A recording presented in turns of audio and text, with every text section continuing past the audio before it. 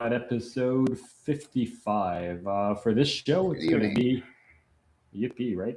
It's going to be me and Shan. So, we hope everybody enjoys it. If you're listening to us right now live, we are on YouTube every Sunday at 7, and we apologize for missing last Sunday. I think it is literally the first Sunday we've ever missed in A year. the year, which is kind of crazy. But technically, there's no interruption because we were one show ahead. So technically speaking, we didn't even miss one. But Mike had some family complications, life changes, and he couldn't log on. And last minute, we ended up canceling. And I don't think Shan could come on. So, we took a week off and we're back. Moving forward, Mike has had some changes in his life, and he will take it.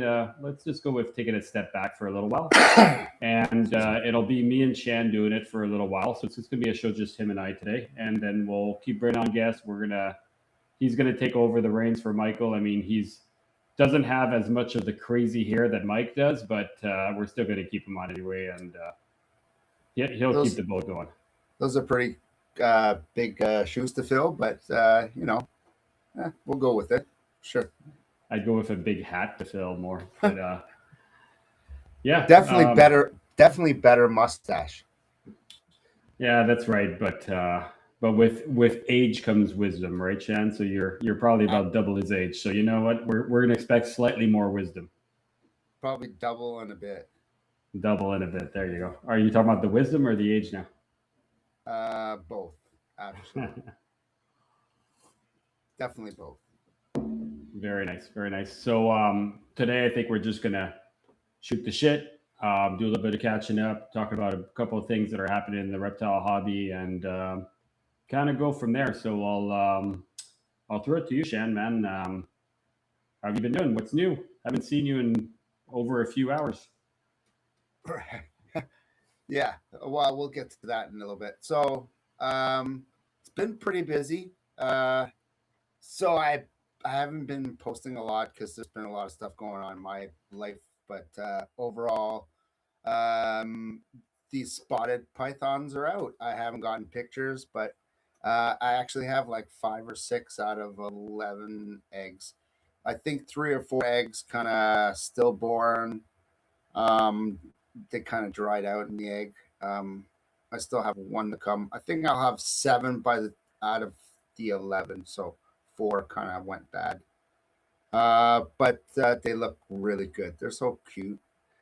I know, sad thing to say cute, but they're pretty neat to see a small that small of a snake. Um, Dom's usually the one that breeds the pygmies, so he sees the really small snakes. I don't usually see that small snakes unless it's a colubrid. Um, Apart from that, I don't know if last time I was on the Brettles clutch kind of landed. Anyway, I had the first Brettle clutch. I'm expecting another Brettles clutch to land any day. That's the genetic stripe to het genetic stripe girl. So hopefully we'll have some nice stripes. I also got the import. A lot of people in Canada, so we're from Canada. UK Python came in probably, I don't know, say 3 weeks ago, and I've so the first week was just too hot, and it was Canada Day, which is kind of like Independence Day for all the Americans. But and yeah, so didn't want to bring in the snakes at that point, so we waited a week, and it wasn't as hot, and I was able to get a pair of ghost children's python and a T positive um, pair of children's also. So pretty neat. The ghost male is 2021. They're really nice. They're eating really well. Yeah. So that's about it. So what's going on? Not a bad start. Before I continue, Shan, I don't know if I can hear continuous like clicking from your mic or anything. I don't know if you're able to either play with it, unplug it, replug it, or I don't know. It's weird, but there's a clicking noise. I just asked in the chat to see if anybody can confirm that they hear it when you're talking or not, but I can hear it. So just to make sure that our sound's better. Talk to me. Tell me what is that I can hear it, but I don't know what it's coming from. Yeah, it's still happening. Hard to say. Do you want to get out, unplug your mic, replug it, and then come back in, I and did just make sure unplug it. that. Pardon me. I did unplug the mic. Yeah, sometimes coming out and come back. Do you know what I mean by coming out? Like just press end, leave, and then come back on with your Gmail. I'll be here. You'll get accepted right away. And there he goes. Well, eventually. So Spotteds is a pretty cool thing. I've done Spotteds a couple of years. He's breeding actually some of my babies back and continuing the line from there. So they're really fun babies to have. Actually, really easy feeder and really great to go on. Bredleys, I mean, that's pretty cool. I'll be honest, I've never bred Bredleys. I've kept them a good amount of time and raised them up and always thought I would do it, but it's one of those things where I like them. They're cool. They're a bit of a bigger snake, but somehow every single time I'd get them to 2.5, 3 years, I'd end up thinking, well, I could really use a bigger cage for another animal. I could really use this, and somehow I always moved them out, and they all ended up going to Shan. So Shan ended up with his own collection of Bredleys, including mine, and I'm really happy to hear that he's bred them because it's one of the species that I've never done. How many Bredleys do you now own, Shan? Like your adult pair? What do you have? Like a 2.3 or a 2? Sorry, I have to think about it for a sec. A 1.2. Sorry. a 1.2? Okay, I thought you had more than that. I did. I lost one male. Well, I haven't really lost him, but he's just Deadpool. I don't remember if you remember you giving him to me. He's pretty much not eaten very much in many like Over a long time. That's kind of sad. Definitely over a year. Yeah. Makes you wonder what's going on with them. I've tried everything. I'm just anyway. Yeah, that's kind of too bad. So your mic's still clicking. No idea why. Maybe it's only me hearing it, and I'm hoping it's just me. But it's really not a big deal. I can just barely hear it, so we're just going to leave it as is. So update on my side. Let's see. Honestly, nothing has been born. Nothing has been laid. The only thing that I know is that I had one popwin carpet that the last one that I was on the fence whether she might lay because I could feel the follicles in my fingers. She had pretty good ones.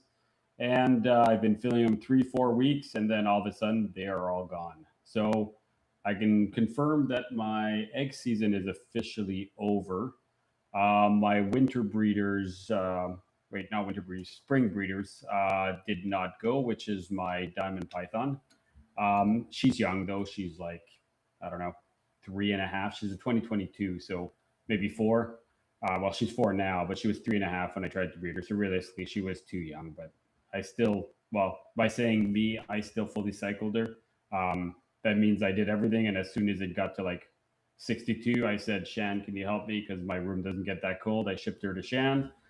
He cooled her down, and then I brought her back after. I'm expecting next year to be my real attempt at diamonds for the first time, which would be really nice. I have an RPD female to a San Diego Zoo male. My male is very green, yellow, heavy. And my female, actually, I posted a picture today of her. She's just bright yellow. They're just yellow and black. I don't think there's any other color on her. She's a pretty nice specimen. So I'm really hoping she produces. Except for that, what else is new? I still have 2 clutches of jungles in the incubator. Looked at the eggs again today. they're looking great. I'll be honest with you. I have no idea where I am in incubation. I think I'm at about a month or so. I tend to kind of lose track. I'd have to go through the calendar. But again, to the NPR boys, if you guys could make a calendar again, it would make my life a lot easier. Because my calendar situation sucks. Because I can't follow my dates properly. Because I don't have a calendar. And I love to waste $50 on my calendar because I really need it. Anyway, rant over. I second that. Yeah, I like I the think calendars. we're both that way, right? We just like the pictures, and it's just a good way to flip, and you can flip the pages. It just works. I've gotten used every year to doing it that way, and when you guys don't do it, you screw me over. Believe me, it keeps me organized for some reason. But Yeah, that's true, right? So I've got 2 clutches of jungles in the incubator. Except for that, what else is new? I don't think that much, man. Not much has changed in the past 2 weeks. Do you have any other updates before we go to like talking about some current events that are going on, Shan? Not really. I don't know. I just the pygmies. They're doing really good. I don't know. I'm on the edge of. I don't know if they're gonna make it for this year's season. What year are they? I'm 2023s. So they'd be going on 3 and a bit, right? So as a general rule, smaller pythons are ready faster, right? You got to tell yourself that Yeah. when you're tiny, you get eaten by everything. So the whole goal is to reproduce as fast as you can to get more progeny out there and to be able to get more babies out there. So my assumption is that even by the age of 3, they should be ready to go if you fed them enough to go. So if you start like be very generous with food for the summer, I think you could get them going. I've been accelerating the food Yeah. in the last little bit. The question is, I have been in the past not as much, but like the first year or two, I was like not heavy feeding, but the last little bit, I've been giving them good meals at least once a week. the question is, do you want to breed them? I do want to breed them. What I was just mentioning is that I really have seen them like accelerate. Like they're pretty much once a month and a half they're shedding and stuff. Like you really can see they're growing. Yeah. They're taking bigger meals. That's kind of nice to see. So I'm just scoping up what I'm gonna breed for this upcoming season, right? So that female, was it a female or a male that you gave me today? That was that coastal. Was it a coastal height? What was a hypo caramel? So I did not give her to you. But I begged for your help, is what I did. But yes, we can go over what that is.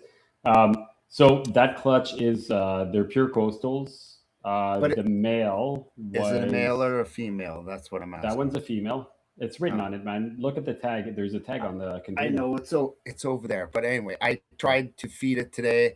I gave it a meal, and it's pretty weak, but I don't know if it's gonna make it through. No, tell you the truth. So to say what's going on with that, that was one of my prize clutch. Like I'd say one of the best clutches I've produced in a long time, which was a hypo caramel tiger female coastal, and I bred her to, what did I breed her to? A super caramel exanthic. So all the babies are head exanthic. All the babies are caramels, and I ended up getting, I think, 9 out of 11 of the babies that were hypos, and I have some super caramels. That one, I don't know if it's a super caramel or not. I'd actually have to go look at the tag. But sorry, go ahead. Is that what you want me to see? That no, it doesn't matter. It doesn't really matter. It's number 10. I know that. So I thought it was number 7. Is it? I thought whatever. Said number 10. Either way, it makes no difference. So that entire clutch, I sold one that was not hypo, the guaranteed non-hypo. I sold one hypo to Pacific Coast, which he posted his picture, and she's gorgeous. But that one had 0 tiger lines. It's tiger lineage, but it had no tiger appearance.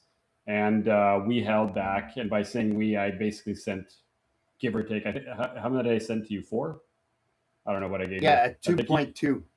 you have a I have 2.2. I have a 2.2. Yeah. Okay. I think I have a 1.3, but one of them is six, so I might end up being a 1.2. We should have something somewhat similar, but the whole point was that I didn't want that project to go anywhere else. I want it to be us that works on it. In Canada, there are some hypocoastals out there, but I think the only other person that has the hypocoastals that are pure is the guy I sold to, Pacific Coast, and one other guy has bred them, but he's mixed them into albinos and other things like that. So not really the same project, but one of them has just stopped eating about a year ago, and she's probably he or she is probably about what 2.5 feet. So it was a well established animal that grew nice and long, that ate forever, and then just stopped. And when something doesn't eat for me, I just wait. I just wait. I try again in a month. I try again in a month, but yeah, I guess I reached out to Shan because he's got an unlimited supply of anything live. So often it's a good way to get something to go. But he or she, whatever it is has not eaten in over a year now. So she's starting to look a little bit skinnier than she should. So I figured we'd try. But in my experience, even if you get an animal eating after a year, it often is its downfall. So I guess we'll see, right? Time will tell. I don't know. We'll see if it makes the night. How's that? I don't know. It's You pretty don't think bad. it'll make the night? Well, because I was trying to give it a meal, and I don't know. It's having a hard time getting it down. Let's put it that way. Anyway, Has it eaten? well, it's got a meal in it, but Wait, what did it's you feed her? stressed. ASF with fuzzy. Live or dead? Hmm. Live? Yeah, And it took it? yeah. Go figure, eh? Like a whole year, it hasn't eaten once on my house. The But first day you got it, it came out of the bin and you got it feeding. That's freaking funny. Hey, I'm it's a not. good sign. In the end, she'll either die or she'll survive. So the reasons why I say that often getting an animal to eat again after a really long time, it's that sometimes animals get so weak from not eating that getting a meal in them requires a good amount of energy. It requires them to grow their organs to be able to digest. And often they don't have the energy to digest, to gain the energy from the digestion. It's really sad. It's one of those things where it's like you almost want them to eat, but you want them to eat a really tiny meal. But if they're past like that point of no return, it's sometimes that death sentence, or there's something that's blocking them. Right? There's a reason they're not eating because they can't digest for whatever it be, a cancer, a tumor, a some kind of a problem that as soon as they do eat, that's the end of their life, right? So if she makes it, great. If she doesn't, unfortunately, it's kind of the way things work. So the other thing I've seen is babies. So just think, I had out of two clutches of Brettles, I had two. Well, I had many that didn't eat, but I had some that I kept over, and some of them did exactly what this snake did. Basically, took a ASF like fuzzy, kind of like almost like a not a hopper, but just a big fuzzy. Um, and then after that would be okay. But then I had some that would prolapse, so I had two of them that prolapsed. Tried to put it back in, and the next day I came back and it wasn't any better. It was back out. So some animals are just not meant to, like I said, so long of not eating. I feel like when they go to poop and digest their food, then they have a prolapse. Seen it a few times on, and I'm talking the snake hadn't eaten, like it's a baby, but a baby that hasn't eaten like, well, I mean, like it just happened recently, and I'm just having the next clutch coming, so it's almost a full year, right? So a baby, that's never eaten before, and then all of a sudden eats, and I have it prolapse. So I've had three of them do that to me, out of the ones that were left over. And just by So curiosity, can you what did you do to handle the prolapse? I don't think that's something ever we've ever really discussed. Like, how do you what do you do to deal with it? so I mean, I'm no expert, but I did exactly what other people have done: is Q-tip with water, usually sugar water. That's what I've heard, or like dip it in, and I try to put it back in. It was it was very hard. I don't even think I got it all back in. It's so tiny. Um, I mean, not trying to say anything bad, but it's a lot of effort. All that effort to try to get it to eat, and then all of a sudden it prolapse. At that point, I was just almost giving up on that thing. I mean, it's sad to say I probably wouldn't give up on a green tree python, but at the same time, when you hear people with on the podcast, once they do that, you're pretty much done, right? Once they prolapse, they're I pretty much done. I don't So actually think it's wrong to say that because my opinion is that n- when an animal has 20 babies, let's say 15 babies, they shouldn't all survive. Like, and I know it sounds horrible to say, but they shouldn't. In the wild, if she has 15 babies and the healthiest will go out there, they'll eat, they'll thrive. The not so healthy might survive. The non-healthy ones will get picked off, will get eaten, will get killed. Like, if you look at predators, predators usually don't eat the healthiest of preys. They eat the weak, they eat the old, they eat the injured, they eat the ones that are easy to catch. So if you've got snakes that aren't eating, if you've got babies that aren't thriving, if you've got deformed animals that are having a hard time moving around, that's just food for everybody else. And it's nature's way of cleaning up the genetic mess that occasionally happens, right? Like, spontaneous mutations happen in the wild. Some are good, some are bad, some are completely irrelevant. So in captivity, I don't know, man. Like, I used to force feed everything. I used to try to make everything survive. I've taken a step back, man. I so I can see both ways, Dom. So I can see sometimes some snakes just need a little bit of a boost, right? I'm not saying to do this constantly and do it all the time, but sometimes a few of them, as long as they're not too weak, give them like some type of whatever, a pinky of some sort, something that you can get down safely. And I'm not suggesting any Tom, Dick, and Harry do that. Um, like I've done it quite a long time and many times. Um, you can damage things. I don't use forceps and stuff or anything like that. I usually use a Q-tip to actually push the pinky down. So to try not to make sure I don't damage anything. A wet pinky, wet Q-tip, sorry. And that's what I just to push the pinky down. But sometimes I feel that'll trigger something in the snake. Only usually babies. They just need something to kind of get its metabolism going or its whole function going. And if that doesn't work, then you just I mean, it is what it is. Like Dom said, some are just not meant to be around. You know. the question is, do we do too much, right? And are we really helping everybody by keeping the week going? So, do I agree with doing one force feed? Sure, I would. I don't think I should do more than one. I'll be honest, I don't do force feeding anymore, except for species we have to. So, example would be black-headed pythons or pygmy pythons, right? Pygmies. They just, Yeah. and that's not because they're not thriving. It's because they don't eat rodents in the wild of that size. They eat a different prey source that we don't give them, right? So therefore, it's just it's we just have no choice. But if you're talking about a carpet python, man, like, think about it. If you take certain animals, like, why is it that our popwins always eat super well and we have zero issues? Why is it that spotted pythons have zero issues, but the inlands are freaking pain in the ass to get feeding? Or But I've an had albino, albino.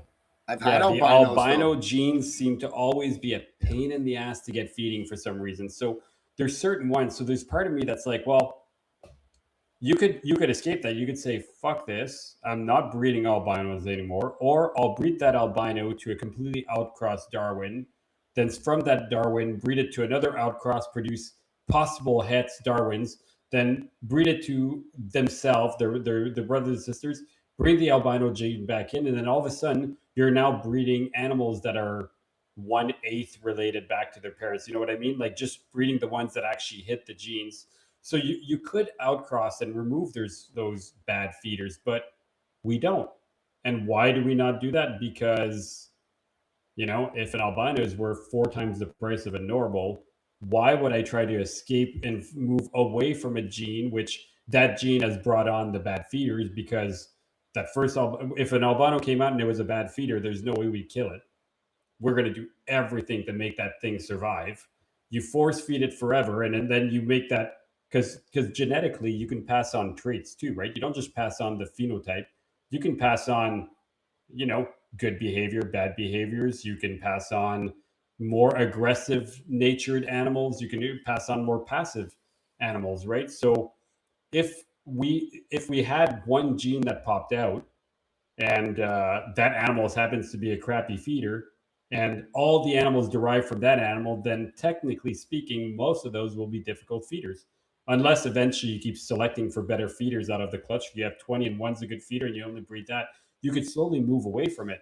But I don't know. I just feel like we don't do that. We don't breed for people should be going like, what's the best feeder in your clutch? Not what's the best looking one. Which one's your holdback? That's the one I want. True that. I mean, though you got so my point is so your inlands, both your male and female, do they eat really well? My adults? Yes. The adults are bulletproof. They So, never miss a meal. but the inland babies, they're terrible. They Clutches, are. two clutches in a row. So so here's my thinking. I'm just trying to say, what's your theory on that part? So here's my theory. So last year we're gonna go with one of the females called Crossbow. Okay, Crossbow Okay. had a clutch last year.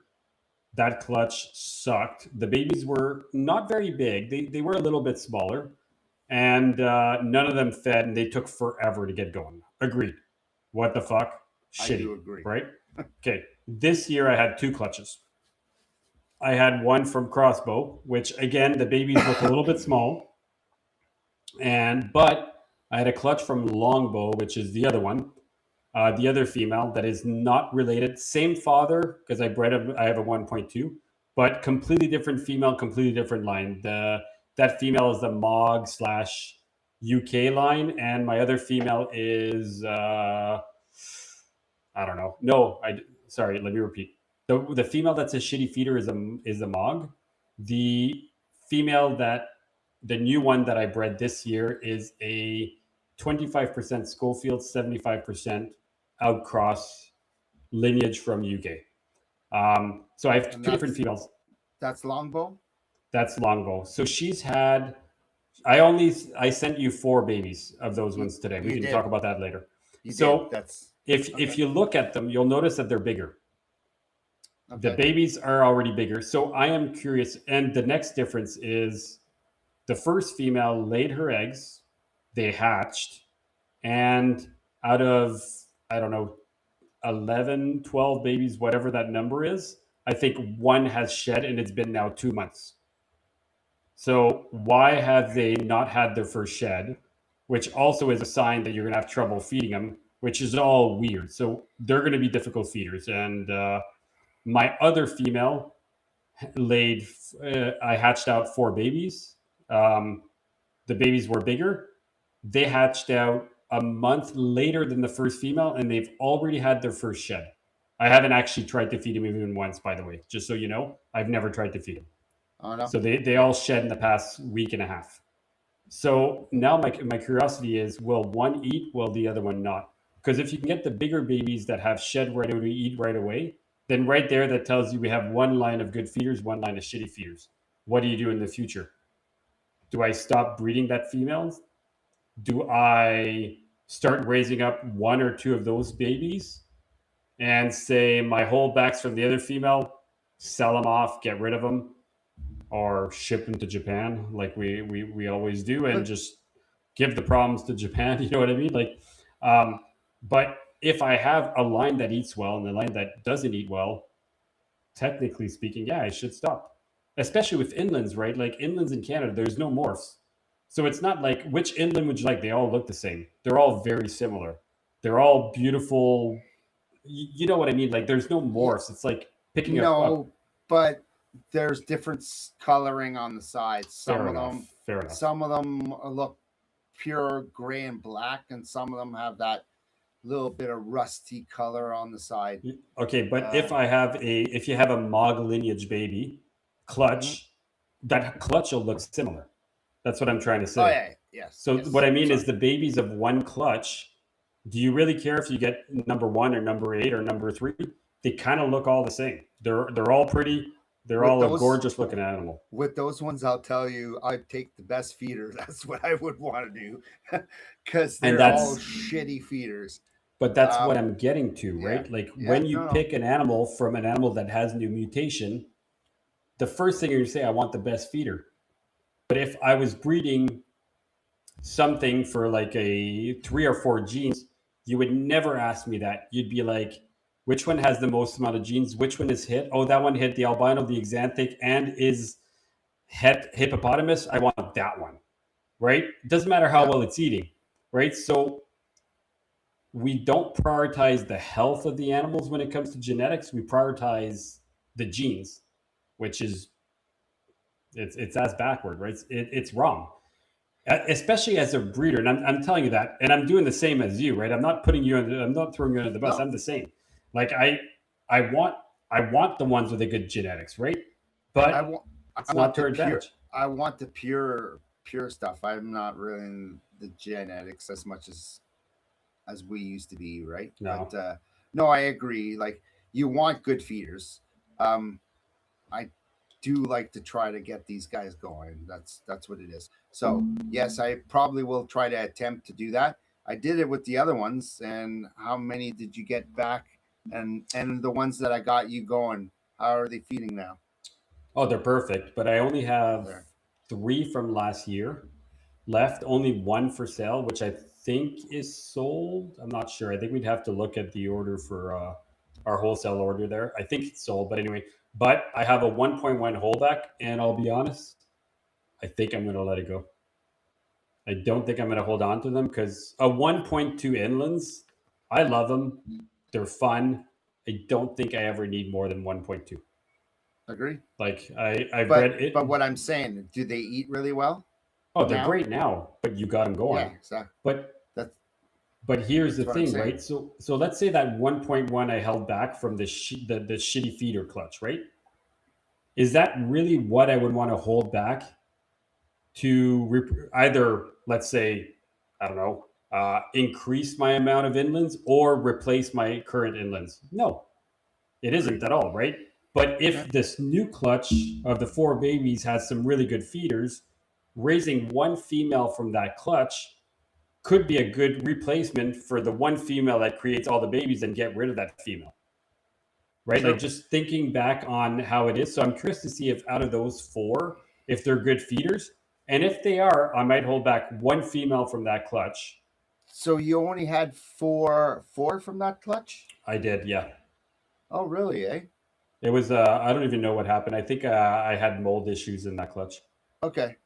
Because I really thought that you had kept part of the clutch and then sent me the ones that weren't that good. And I'm like, that's not bad because I sent the other ones are terrible. I wasn't nice. I sent you all my baby in-laws. I didn't send you part. I sent you every single one. So for everybody who doesn't know, Shan and I basically, we have our own collection at home separately, but all our animals are so intertwined. I think we have the same lineages, the same animals. I have pairs of animals that are both mine and his at my house. He's got pairs that are mine and his at his place. And when we buy shit, we tend to buy it together. And if he buys a project, babies are coming to me for free. If I make a project, babies are going to him for free. We're just throwing shit around. It's not a matter of how much money do you want it for. It's a matter of, do you have room and do you want this? And now it's like, like today I'm trying to pawn off a male Papuan Exanthic head granite on him, and he's like, I don't really need him. I don't really want him, and like I don't have room. It doesn't even matter. Like it's not about money anymore because we know that at any point I need something from his house, he'll just give it to me, and vice versa. So that being said, when it comes to raising babies, I've got frozen food.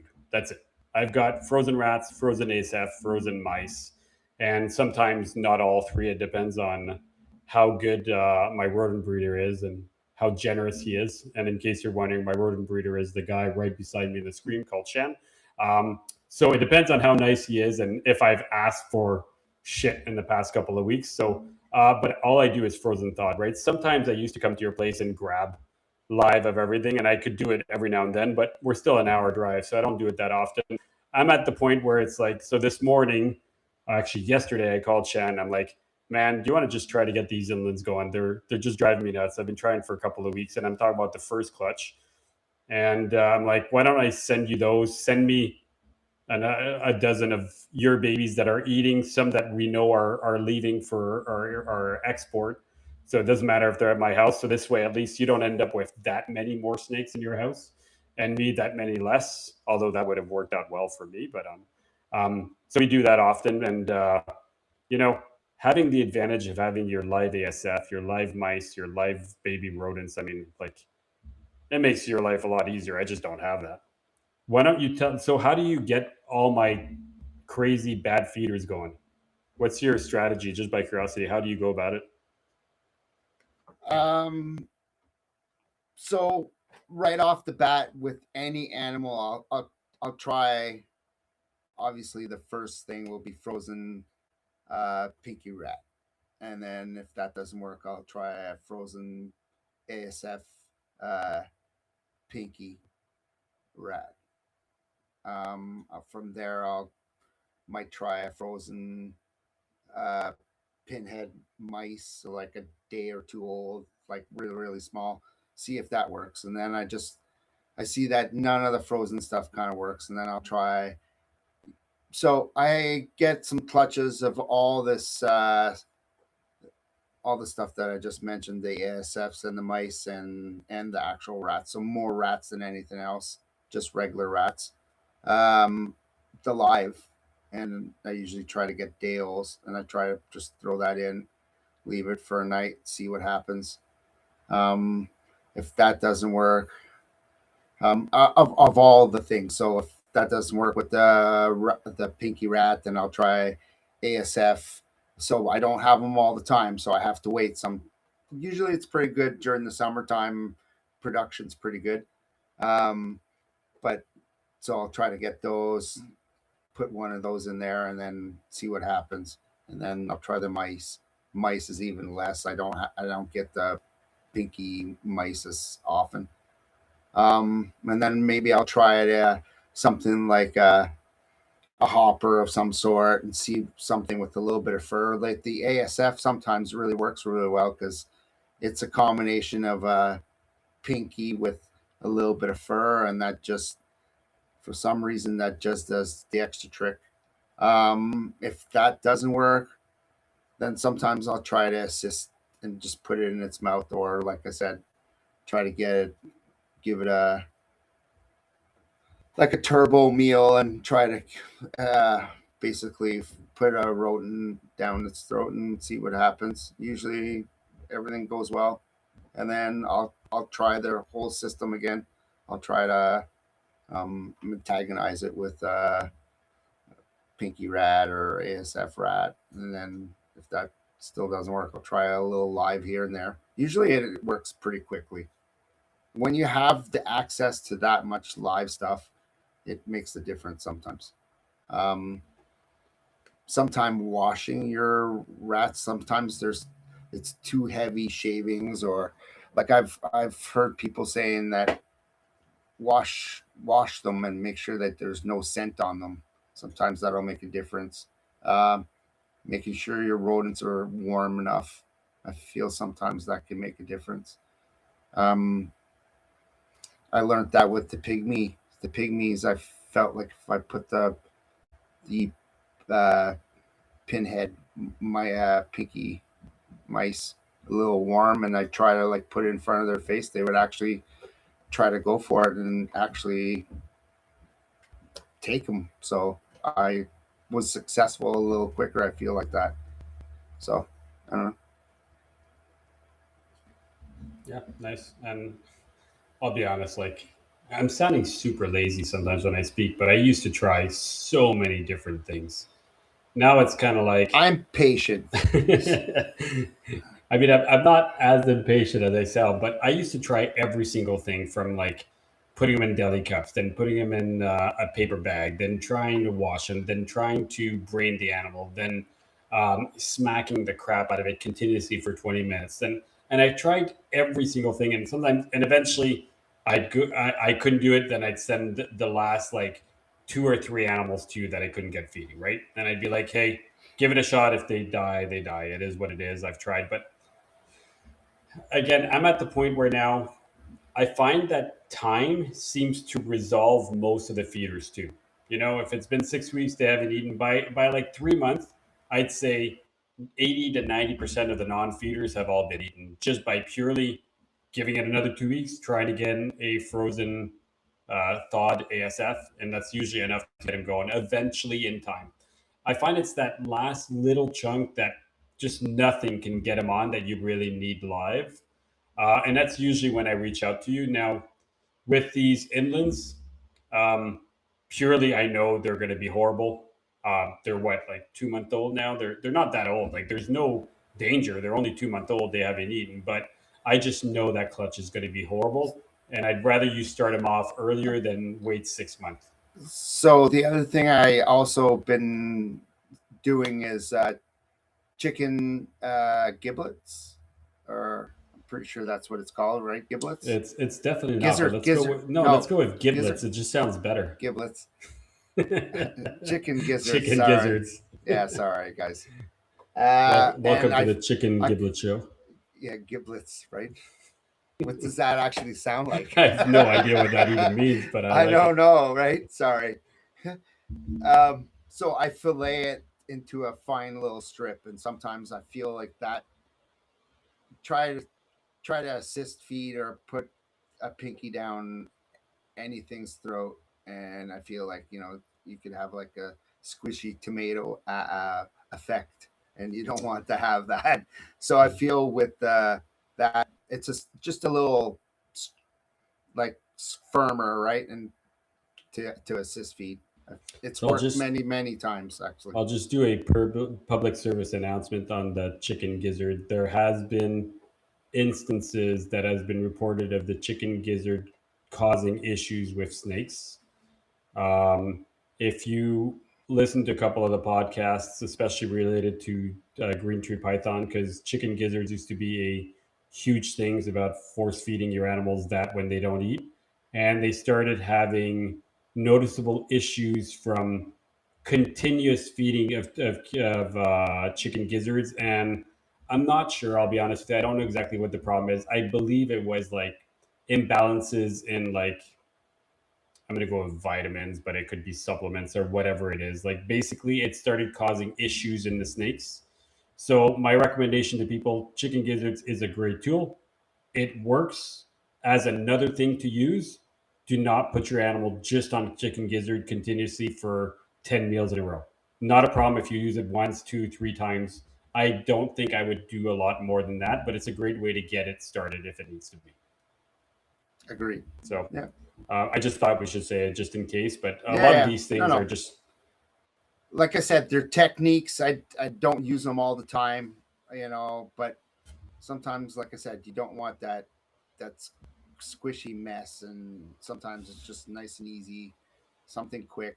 Um, Sometimes I just put myself through the pain of putting one of those things down its throat. But anyway, yeah. um, yeah, I try not to. Like I said, try to make the animal do it itself, but sometimes the animal just needs a good little booster, I would say. Yeah. And I've had many successful animals like eat after that, and then never have a problem after that. And I've sent so many animals out there, and they've as soon as they get on rodents, regular rats, then I've never had a problem with them. They usually eat. They don't stop eating. It's one of the So, beauties of pretty much the Morelia complex, man. Once they're going, they're bulletproof for life, which is right. amazing. I agree. So on that note, I am going to say I'd like to thank Cornell's World for sponsoring our podcast. Cornell Worlds is basically custom reptile caging, terrariums, snake racks, supplies. It has basically everything you could need from heat panels to heat pads to any material you need. They custom make your cages. Great service. And if you log on to their website, you can actually get 10% off on your, from what I can tell, your first order. You just have to subscribe and then they'll send you 10% off. So thank you, Cornell's World. It's cornellsworld.com. And the second sponsor would be the Western Canadian Reptile Expo. Basically, they do the largest reptile expo in Western Canada. Great show. I live in Eastern Canada, so it's like a 45-hour drive, so I've never been. But if Mike was here, he'd be telling you how amazing it is, and he'd be telling you to get yourself out there because it's pretty cool. Next show is August 16th. August 15th and August 16th. I believe it opens at 8 and probably goes on until about 3 o'clock on the Sunday, August 16th. And let me turn off my. Oh, see, I only did Cornell's World. Damn it. I was supposed to switch to the other page. You know what? Mike will still be proud of me. I think I did pretty good. And that's it. So thank you to the both of them. So Shan, there's something I wanted to chat about.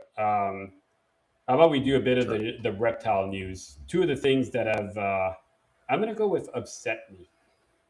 So the first one is there's been now possibly 2 podcasts by this. I'm just going to say it. So Animals at Home. Animals at Home have been doing a controversial podcast regarding green tree pythons. I don't keep green tree pythons. I have listened to more green tree python information than you can imagine in the past 5 years. I am obsessed with them.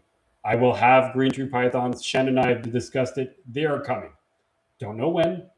They are coming. They made one really controversial show probably about 2 weeks ago that was, I'm sorry, full of misinformation. They brought on a chicken guy. They brought on another guy that didn't even know any of the morphs, didn't know morphs, lines. It was questionable at best. It was tough to listen. I couldn't get through it. It was painful. So I'm just gonna say like that, which really surprised me because I'm gonna like Animals at Home podcast has been a great podcast. Like they have really good shows. He's done some amazing work, and I'm sorry, I did not like it at all. So it's just my opinion. Now he put out another one, part of the series of that show, and he brought on a Canadian, which what the heck is his name again? He's very well known by some people. There you go, Mr. Adam Wickens. I only listened to 15 minutes. So Shan and I are Canadians. If you know Canadians, we love Canada. We love being here. Canadians don't want to be Americans. We love you guys, Americans, and we have tons of friends. Man, let's be honest. Most of the reptile people are all Americans. Like, we have a lot of American friends, and I respect America. You're like our big brother that takes care of us to a certain degree. There's been a lot of political controversy between Canada and the States, and I get all that. Okay, but a Canadian is proud to be Canadian. A Canadian likes his country. I listened to 15 minutes of that show, and I just wanted to tell him to shut the. He pissed me off. You know what? The amount of bullshit that came out of his mouth, he just kept bringing down Canada, saying that no Canadians want to live here. Our taxes are so high. At one point, he even said that he pays 54% income tax on every single dollar he makes. Okay, bullshit. Okay, anybody, you want to see how much bullshit that is? Okay, just he frustrated. It wasn't even about reptiles. It was just about bringing Canadians down. If you make above 100,000 or something like that, you pay 32% income tax, not 54. To pay 54, you have to be in the highest tax bracket, which I think is over 500,000. Most people pay between 26 and 35%. So, you know what? Like, I've had enough. Then he brought down the healthcare system, saying something about how like people die in the waiting room with heart attacks and all that. Okay, I'm in the healthcare system. I don't usually talk about this, but I'm an advanced care paramedic for the city of Ottawa. Okay, I've been in the healthcare for over 20 years. I spend my days helping people. I spend my days hotel, geez, in emergency departments. Nobody dies in an emergency department. Our healthcare is so advanced, especially compared to the States. A paramedic here can do just about anything. Somebody dies at home, we do everything at home that the emergency department owns, and we either save them or we declare them at home. We don't even go to hospitals. It is not even the same thing. It's extremely advanced. People do not die in waiting rooms. It was just garbage. And I didn't even listen to the snake part. I just couldn't believe the crap coming out of his mouth. And Adam, if you're listening to it, I'm sorry, man. Like, I don't even know what to say, but healthcare system, you're wrong. We take care of people. Yes, if you have to wait 12 months for your, I don't know, your MRI, it's true. That happens. But if you're waiting 12 months for your MRI, it's because you don't really need it, because other people actually need it. If you walk, when I bring a stroke, when I bring somebody who banged their head, grandma falls off her toilet and smacks her head on the tile floor, she's getting an MRI within an hour of walking into the department. But if your knee hurts, yes, you will wait 12 months to get your MRI on your knee because you're not important. Anyway, I'm almost done with my rant, but the whole point to say Canada is an amazing country. Our healthcare, is it flawed? Yes, it's not perfect, but if you need help, you don't wait. If you're going in because you've got a urinary tract infection, yes, you're going to wait 12 hours in the waiting room. But why the heck are you there? Go see a family doctor. Go to a walk-in. Okay, so if you need help, you're going to go. If you're having a baby, you're not going to pay 35, 40 grand out of pocket. Everything is free. Everything is covered. Man, like, we never have to fear. If you get a cancer and it's going to cost you $300,000 of treatment because it's expensive, it's going to be free. You know, like, I went to my ophthalmologist and I had issues with my eyes. I'm getting laser eye surgery in 2 days. I don't even know why. I'm probably too much information. And guess how much it's going to cost? Nothing. It's free. Okay. It's amazing. You don't need to worry about anything like that. So my whole rant, I only listened to 15 minutes of it. Canadians are proud to be Canadians, man. And you know what? Like, he's saying that every Canadian wants to go to freaking United States. Like, bullshit. Anyway, not even animal related, but Adam Wickens, man. You know what? Fucking no respect. So, anyway, your turn, Chad. I'm gonna shut up. I'll add to that, and you know what? I'm very proud to be Canadian. I'm a little older than Dom, but true and true Canadian. A little older? That's much older. Come on. Yeah, okay, sure, whatever. Just your big brother. But I even have family in the United States. I have a sister in the United States, so there's a lot of people just like me that we're big brothers and sisters. So I don't hate the United States. I don't bash the United States. Do I agree with everything? But no. Do I agree with everything in Canada? No. There's a lot of things in Canada that I don't agree with our government. Yes. Our healthcare. Well, there you go. You have a paramedics telling you exactly how it is. Yes, everything is free, and yes, I am thankful for all that. Um, it scares me when I hear you guys or the United States say that buddy just had a heart attack and you got to take out like a loan or something, or you're going to have to pay back something. We never have to worry about those kind of things. So, do we wait? Yeah, we wait. It sucks, but if you really need to go to the hospital, you're going to wait. That's just the way it is, right? I don't know. That's the way I feel about it. Like when you go to the emergency, some people complain about waiting. Like you might wait 8 hours, but like Dom said, if grandma hit her head or somebody's more important or there's a major accident, you're going to sit if you're not, if you're not feeling you got a tummy ache, right? There's a lot of people out there like that, right? But yeah, I had suffering pains to my to my chest, and I think it was an ulcer of some sort at one point. And they took me in, and like they had an EKG on me and all kinds of tested my heart immediately. And like I said, I walked out of there. It didn't cost me a cent. So Canada is great, and not trying to boast against any other country, but I'm very thankful. I'm pretty thankful. How's that? All right. You know what? Go Canada. I And from I, that, I haven't heard the podcast. I am gonna go out and listen to it. just listen to 10 minutes of Yeah. it just to like get your blood boiling. It's so hard to hear that because I don't know, man. That guy just rubs so many reptile keepers the wrong way in Canada. It's weird because I don't think obviously his audience is Americans and not Canadians, but man, he pisses me off. Like even though our majority of our audience is American, man, like I like Americans. I have zero problems with Americans. Like Americans rock. Like, but it doesn't change that I'm still proud to be a Canadian. I'm boast that. So we're gonna drop that subject because that was a good 10-minute rant. I want to go down another road. So I'm sure a lot of people have seen that. So let's talk about, for example, Tiger King. Tiger King came out, caused a lot of problems. Then you get senators in the states that just ran with big cats in captivity are horrible, and they got tons of places banned for owning big cats and all that, and they destroyed that. Then you had the chimp show that came out. What was the chimp crazy? Is that possible? Chimp crazy. Something like that. And I think it caused the same issue. Now there is a new show that is about to come out. Okay. The new show that's about to come out, what is it? Do you know the name? You want to help me out? Yes. Here? So Monster of God. So Monster of God. Now Monster of God is Monsters of God. Yeah. Monsters of God. So Monsters of God, all we see right now is a picture of, I believe it's Tom Crutchfield. Tom Crutchfield with a banded Egyptian cobra, and he's holding it like that.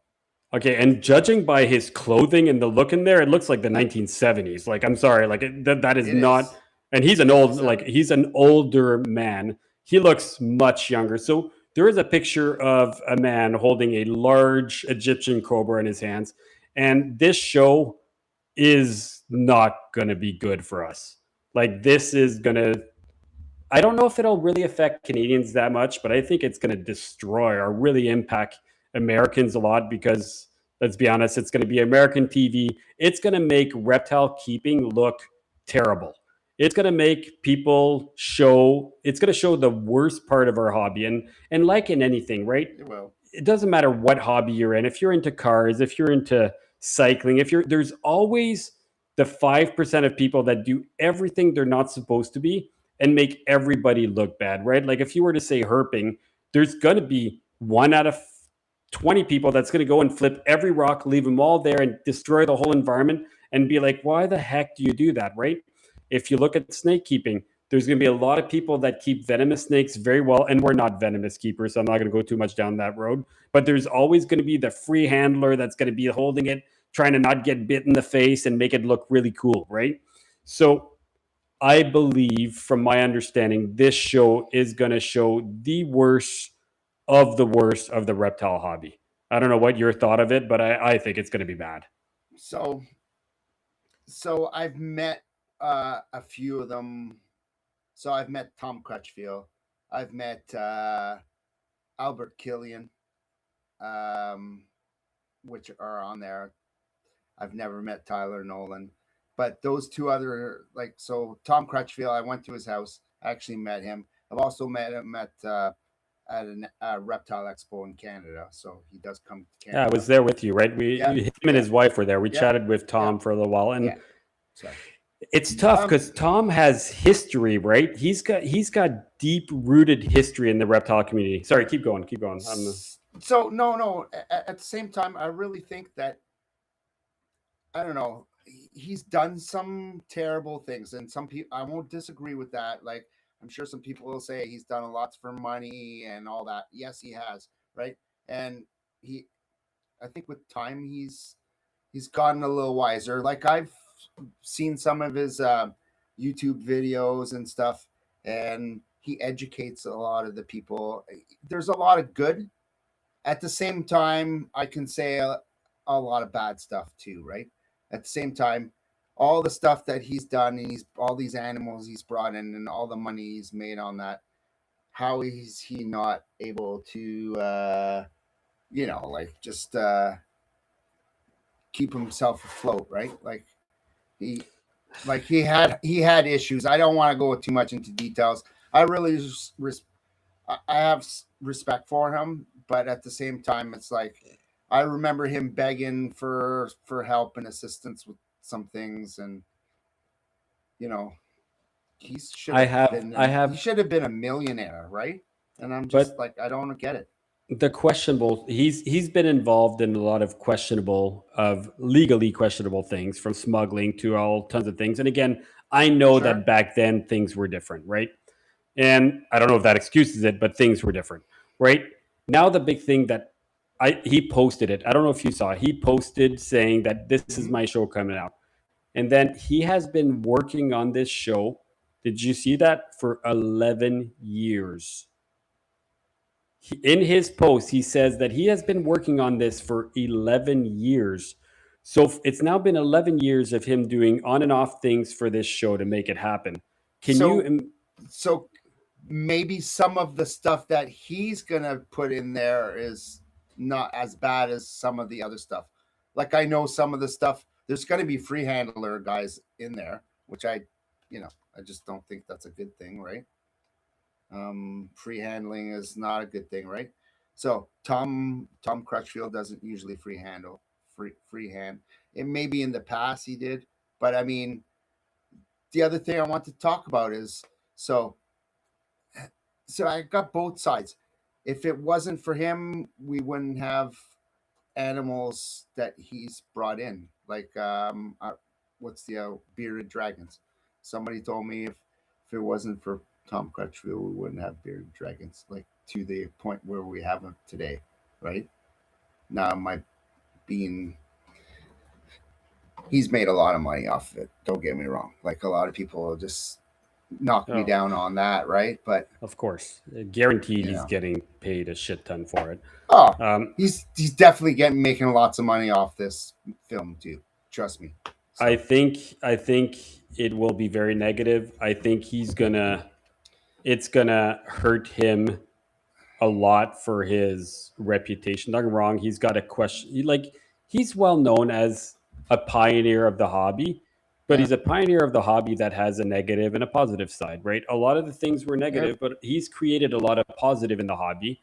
he So did. for that reason, I still respect him, but there's things that are questionable, and I I agree. fear what will. Again, I haven't seen it, but he's really proud. He's really happy to be going to the premiere to go see it, and to so and you read it, and just reading his post tells you that he's like, I'm not sure how people are going to take it.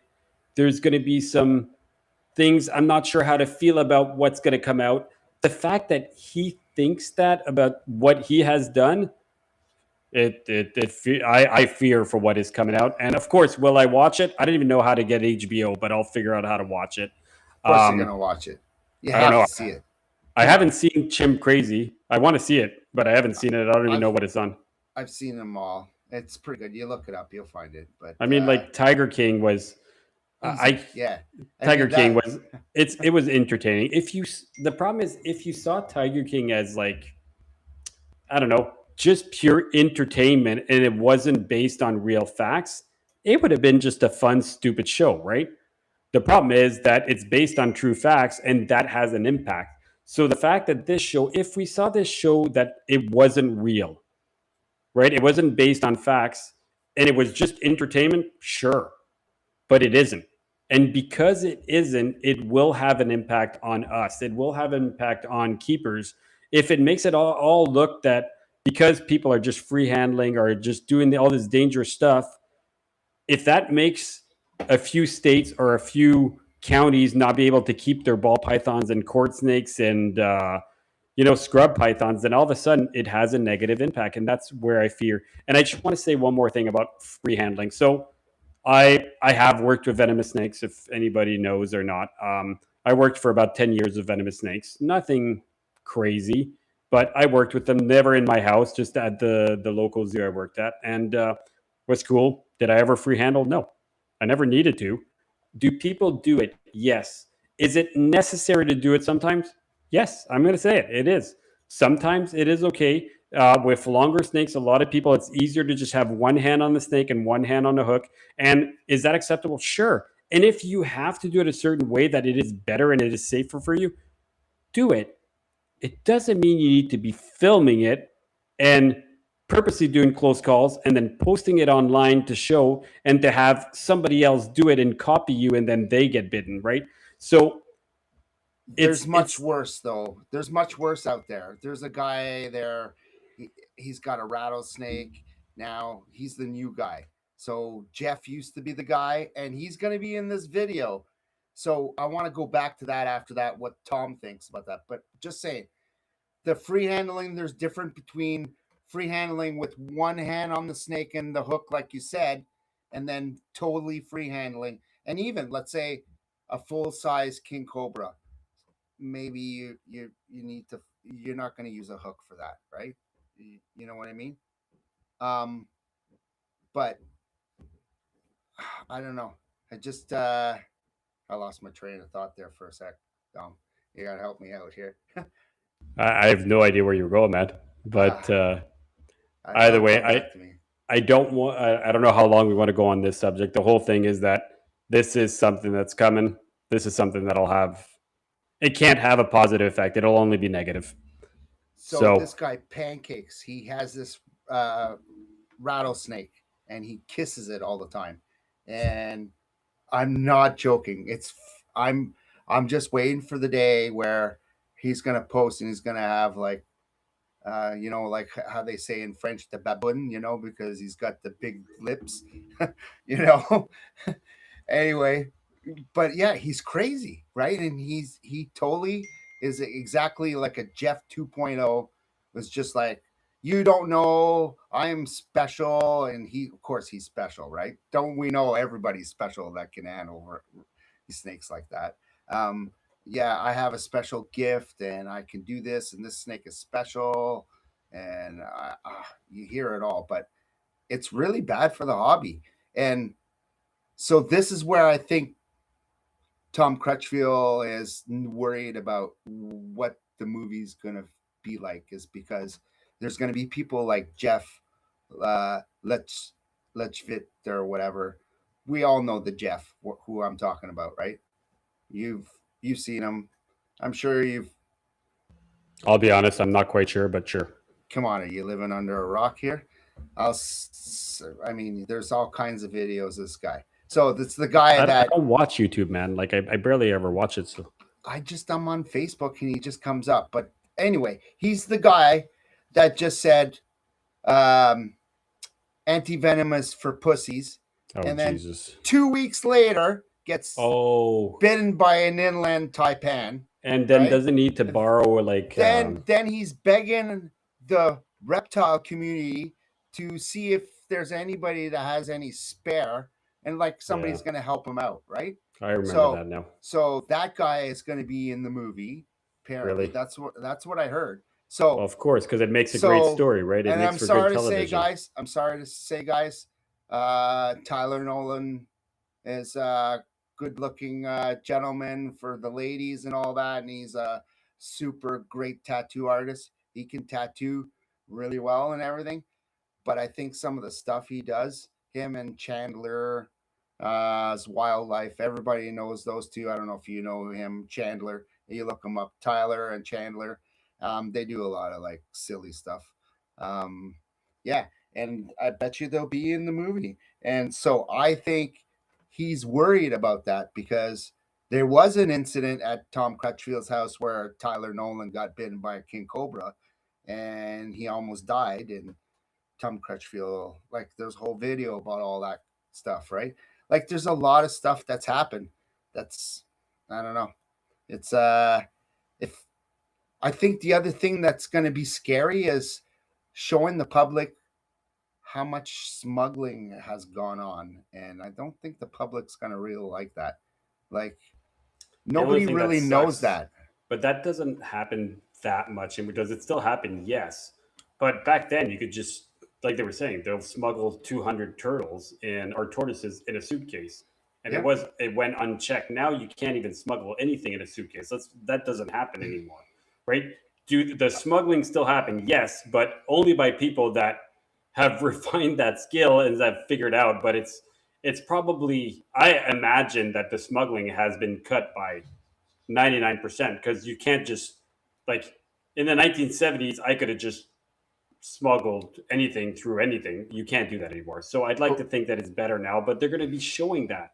That's what but I that's figure. what I I mean. assume. And people are going to think that, or have the perception, because the perception's already put in, that the reptile hobby is like that, right? That, oh, it's all about, you know, making a buck, or finding an animal and making an animal from, like, I don't know, they'll always think that it's like wild caught or something like that, or it's like, we've taken these animals out of the wild. But there's this a whole other environment. Like, we know our reptile community is like there's a lot of animals in our community that it doesn't exist out in the wild. Like, there's people out there that have certain animals that don't exist out there, right? Or you can't find, or you can't um, import, I guess would be the thing, right? Because now there's a lot of laws, right? We can't even import from the United States. So there's rules out there now, right? But I mean, that's not going to be put out into the movie, right? That's what I'm trying to say, right? Yeah. It's all about bad publicity. So yes, it's not going to be good. I don't think it's going to be good. It's the same reason when you listen to the news, it's never about like, oh, congratulate this person for successfully completing school. Who cares, right? It's going to be about the train that crashed and killed 3 people, right? It's going to be because car crash sells. You know what I mean? Like, yeah. Like, let's be honest, sex and big drama sells. So if you can't put sex about reptiles, let's make it about drama, and that's all there's going to be on there. So anyway, I'm think we're gonna try to end this type of topic and just say it's not going to be good. It's going to affect us negatively, and I assume that what are you doing? I assume that it will not be good. That's it. So really worried about reptile keepers that are venomous keepers, and anybody that's, I don't know. I feel like maybe a lot of laws might try to change now, right? What do you think? Canadian and American, no? I assume, I don't know if it'll affect us. I'm hoping it will not. Only because I feel like this is more an American show. Will it air here? It will. I don't know if it will really affect us. Like, if you look at Tiger King, it had no impact on us, right? No, it didn't affect us. But it had more impact. So somebody mentioned something that Tiger King was really watched a whole lot more because it came out on Netflix, and it came out when people were in COVID, where they're locked down. There was no other thing to do except freaking watch TV. That's all. So you're thinking it's going to affect us less because it's, number one, it's on HBO. It's not on one of the main platforms. Right. So HBO Max, it's HBO Max, so people have to pay for it. I mean, I have a satellite, or people that have that kind of stuff, or I don't know if people like a Fire Stick. I don't know if everybody knows what that is, but in the United States we have Fire Sticks here. And anyway, I have to get a guy. I can pretty much get any channel. So I get all the American. I think channels. What Shan's saying is that he's being a dishonest man. I'm getting hot TV. Yeah, he's not the most honest person when it comes to paying his cable. Come on. Anyway, I don't want. I have, like, okay. Do I have other people's account on my TV? Maybe, but I pay for Amazon, so I have my Prime TV, and that's about it. I don't watch anything else. So the wife usually takes care of all that, but I have Starlink for out here. So I live out in the. Because you live in the middle of the woods. Exactly. So to let everyone know, I live in the sticks, and even living out here, sometimes people can get good reception. But right here where I am, it's an actual dead spot. But with Starlink from Elon Musk, it has been a game changer. Definitely much better. So in the There past, you I go. wouldn't. Yeah, in the past would not be good. So yeah, I'm pretty happy about that. Any anything else that's happened in the community or podcast or anything else you've noticed? I haven't done podcasts a whole lot lately. Um, but I but going back to the ones that you were talking about, so that guy did two podcasts. I remember the chicken one and all that, and it was pretty crazy that those guys were mocking or talking bad about Patrick Holmes. I thought that was pretty sad. Um, So that didn't need to be done. I think it was terrible because out of all the people, like that's He a he's a very not very he's a knowledgeable man. knowledgeable Yeah. person. I'm sorry to Uh, say, you don't knock somebody like that, right? Um, it's there is one point. So the whole thing was bad, but there is one point that I do agree with it, and in the fact that reptile breeders are different than other breeders. And what I mean by that is that if you look at the horse market, if you look at the dog market, if you look at the cat market, if you look at any of those, the breeders, a line is a line is a line, and a line's the same thing in a horse, in a dog, or in a cat, and all that, and it all means the same thing. And what it is that a line would be a line bred, which means that the trait or the bloodline you would keep repeating and inbreeding back with your things. And eventually, if you looked at the lineage tree, let's say you everything came from, I don't know, hippopotamus parent, you would have hippopotamus parent pop up everywhere in that line continuously to the point where there has been like continuous infusion of the same line in a line continuously forever, right? And that's what makes a line. It's a line where if you have a blue parent, you can guarantee you're getting a blue parent, right? So if I breed, I don't know, my Sphinx cat to another Sphinx cat, or if you breed your bulldog to your bulldog, if you breed your chicken A to your chicken to all that, you are guaranteeing a look because there is so much in that, and that is what a line is. A line is a guarantee that you have put so much work into it that you can pretty much guarantee what the offspring will be. So right now, what they're the only thing they were saying is that there's no such thing as lines in green tree python, and they're not wrong. They're not wrong if you look at what a line is. We use different terminology for lines, right? Like I've heard it in so many. I know exactly what you're saying. So the question is, when does it become a line? When can you start calling it your line? So it all depends on whether we consider what is a line, right? So again, a line is a line is a line in all the different animal hobbies, but it's not the same thing in the reptile hobby. In the reptile hobby, some people will say, well, if I import a West Papuan carpet python and I import another West Papuan carpet python, let's say a year later, and I breed those two together, now they are completely different bloodline, not related to anything else anywhere out there. If I breed those babies and I breed those babies back to each other, they are their own separate line because they have their own bloodline. Okay, so you could say, could you call that a line? I would say it's just two outcrossed adults that have just genetic difference. But is it a line? A lot of reptile keepers would call it a line, right?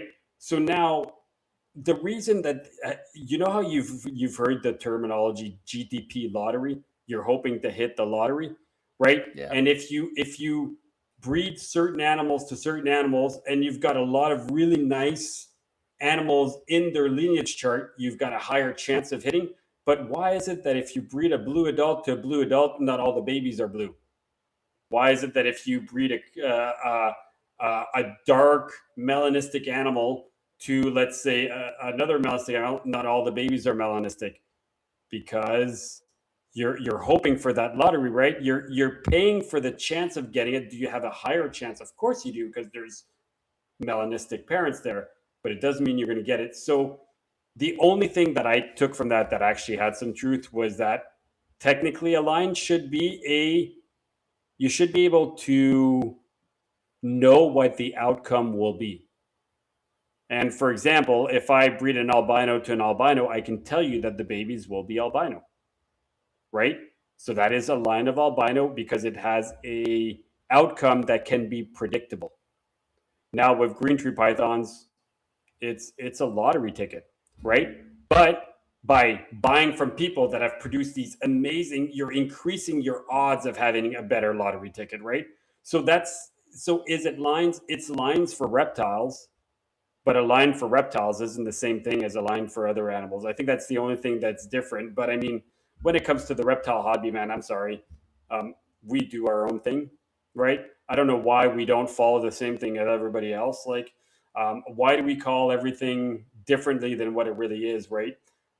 Like when it comes to genetics, we all have our special terminology. Like, why the heck do we call shit a super? What is a super? What does that even mean? It means nothing. Why do we call things a dwarf, a super dwarf? It actually literally means nothing. It is the wrong terminology. They're just terms that we use, but that in other animals, in other hobbies, they wouldn't use that because that would be it would be inaccurate. Like, why is it that a super zebra is a thing? It shouldn't be a super zebra. It should be a heterozygous zebra, and it should be a homozygous zebra. Simply put, they're both zebras. One is on one allele, one is on two alleles, and that's what it should be. But why do we do super?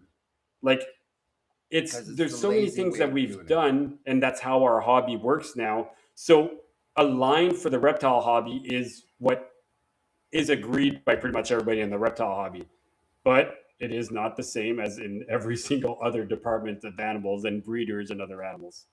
So I don't know how we got into this, but No, but I think yeah. we get lazy. Like, to me, it's much easier to say super than uh hygozygous, you know.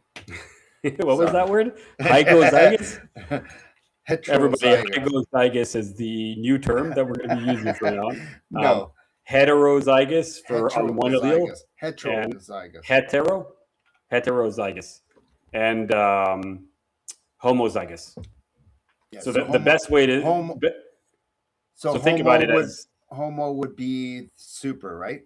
so I'm going to use like humans when you're talking about couples. A couple Sure. that's hetero is a man and a female.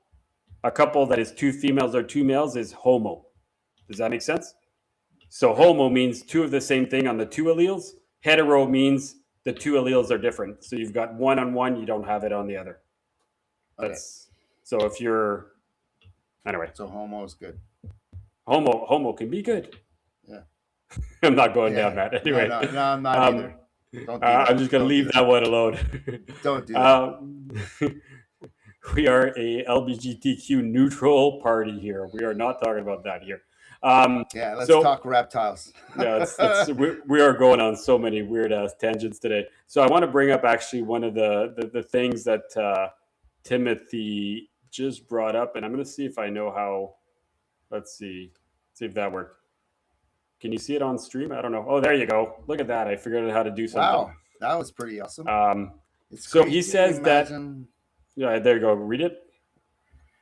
It's crazy the imaginary line keeps us selling certain reptiles to each other and doing other types of businesses. So that imaginary line he was talking about was from earlier. It's basically saying that that line in the United States prevents us from selling anything back and forth, right? It actually doesn't prevent us to do everything because if you want to sell a green tree python, you can sell it.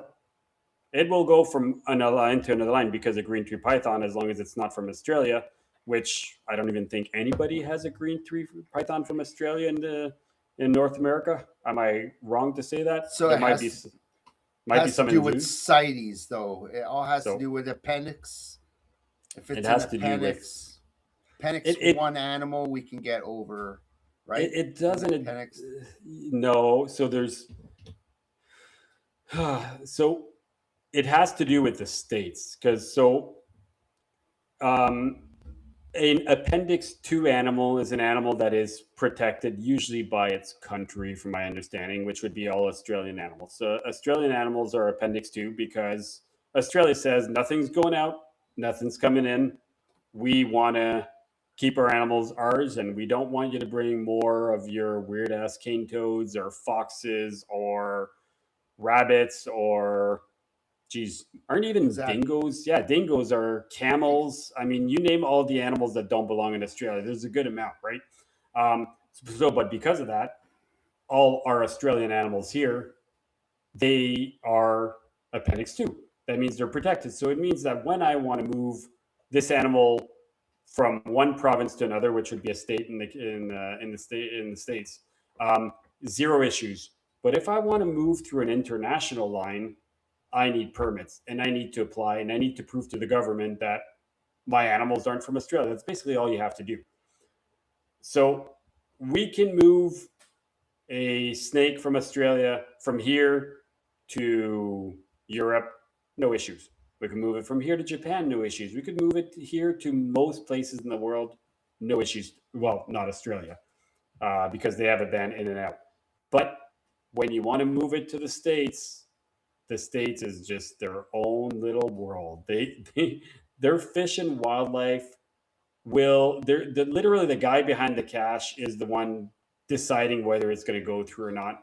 And I don't understand that because if I can ship an Australian animal from here to Japan, why can't I do it from here to the United States? I should be able to do an Appendix 2 animals, and we used to. We we used always to? Yeah. could. Now we can't. And you hear, and it's not just Canada, the US. You hear all the other podcasts of, like we've heard Nick Mutton complain about how he's sent animals to UK Python and back and had no issues, and then he tried to send it back, and all of a sudden he wasn't allowed to. And then the Yep. United States are like, no, we should have never approved your first permit. Now those animals shouldn't even be here. And it seems to be the Wild West. It seems to be all depend on who's working behind there, who wants to approve it. So for that reason, yeah, there is a crazy imaginary line that you don't know if it's going to work. And it's so much work to get it through and to get it going and then to wait for the permits. And like for us, applying for an Appendix 2 CITES permit is about, I think the quickest last year was like, I got it under 4 weeks. It was really fast. Longest it's taken me was about 8 weeks. So So, do you sorry, go man. think though? So do you think the issue is? So I know over on this side here, when we go to the airport and everything, we've had a few issues a few times where the officers don't know what's going on and they think that we need extra paperwork and all that, or they say, "Oh, you can't do that." But what I'm saying is, do you think that it's the same problem down in the United States? Like you said, one officer says one thing and an officer says another. Do you think it's maybe because some of them don't have as much? Like you can't tell me they're all knowledgeable about reptiles. Come on. So I don't know what you mean by officer, but I'll just Well, FW, Fish and Wildlife okay. So when it comes Conservation to Officers. Canada, I deal with two people. We deal with CBSA, which CBSA is the border control. It's the Canadian Border Security, if something, whatever. So that's the one that, and then there's the CBSA that controls the CITES permit. So there's them, and then there's the airport people that you load the animals on. They are a pain in the ass. They always want to stop us from shipping animals because as soon as you try to ship animals, they're going to tell you, nope, you can't do it. Nope, you need an ITAT, an ITAT. So it's like a certified broker that ships animals. Okay, in Canada, you need that to move your dog and your cat. You cannot do it on your own to do international. It is tons of rules. It does not apply to reptiles. It does not. So I that's know, the but big there's a difference. lot But of them that don't know that rule, though. That's exactly, what and I'm trying to say. but that's where I'm getting at. I've had tons of issues. Okay, but it's never the actual person that CBSA, which would be Fish and Wildlife. It's always been the clerk, the person you get on the phone, the person to book your flights and all that. And I keep telling them like, look, listen, I you don't need to approve this or not. Just give me the goddamn flight, book my flight. I will have the permits. I will go through CBSA and I will make it go through. You have no authority. It is not you to decide. You are the person booking the flight. Just book the goddamn flight. It's so frustrating. And then they don't work. Then I have to go get a freaking supervisor. Supervisor comes back and says, "Oh, I apologize. They don't know, but yes, you are right. You're allowed to." And I'm like, "Oh my god." But anyway, so my whole point of that is that when we've gone through CBSA, we've never had issues with them. It's always been like, "Oh, you did this, this, this. This works." The only issue would be like, "Oh, your permit is for 50 animals. You're only shipping 42." And be like, you need to cross that out and put it in bold red so that we can see it.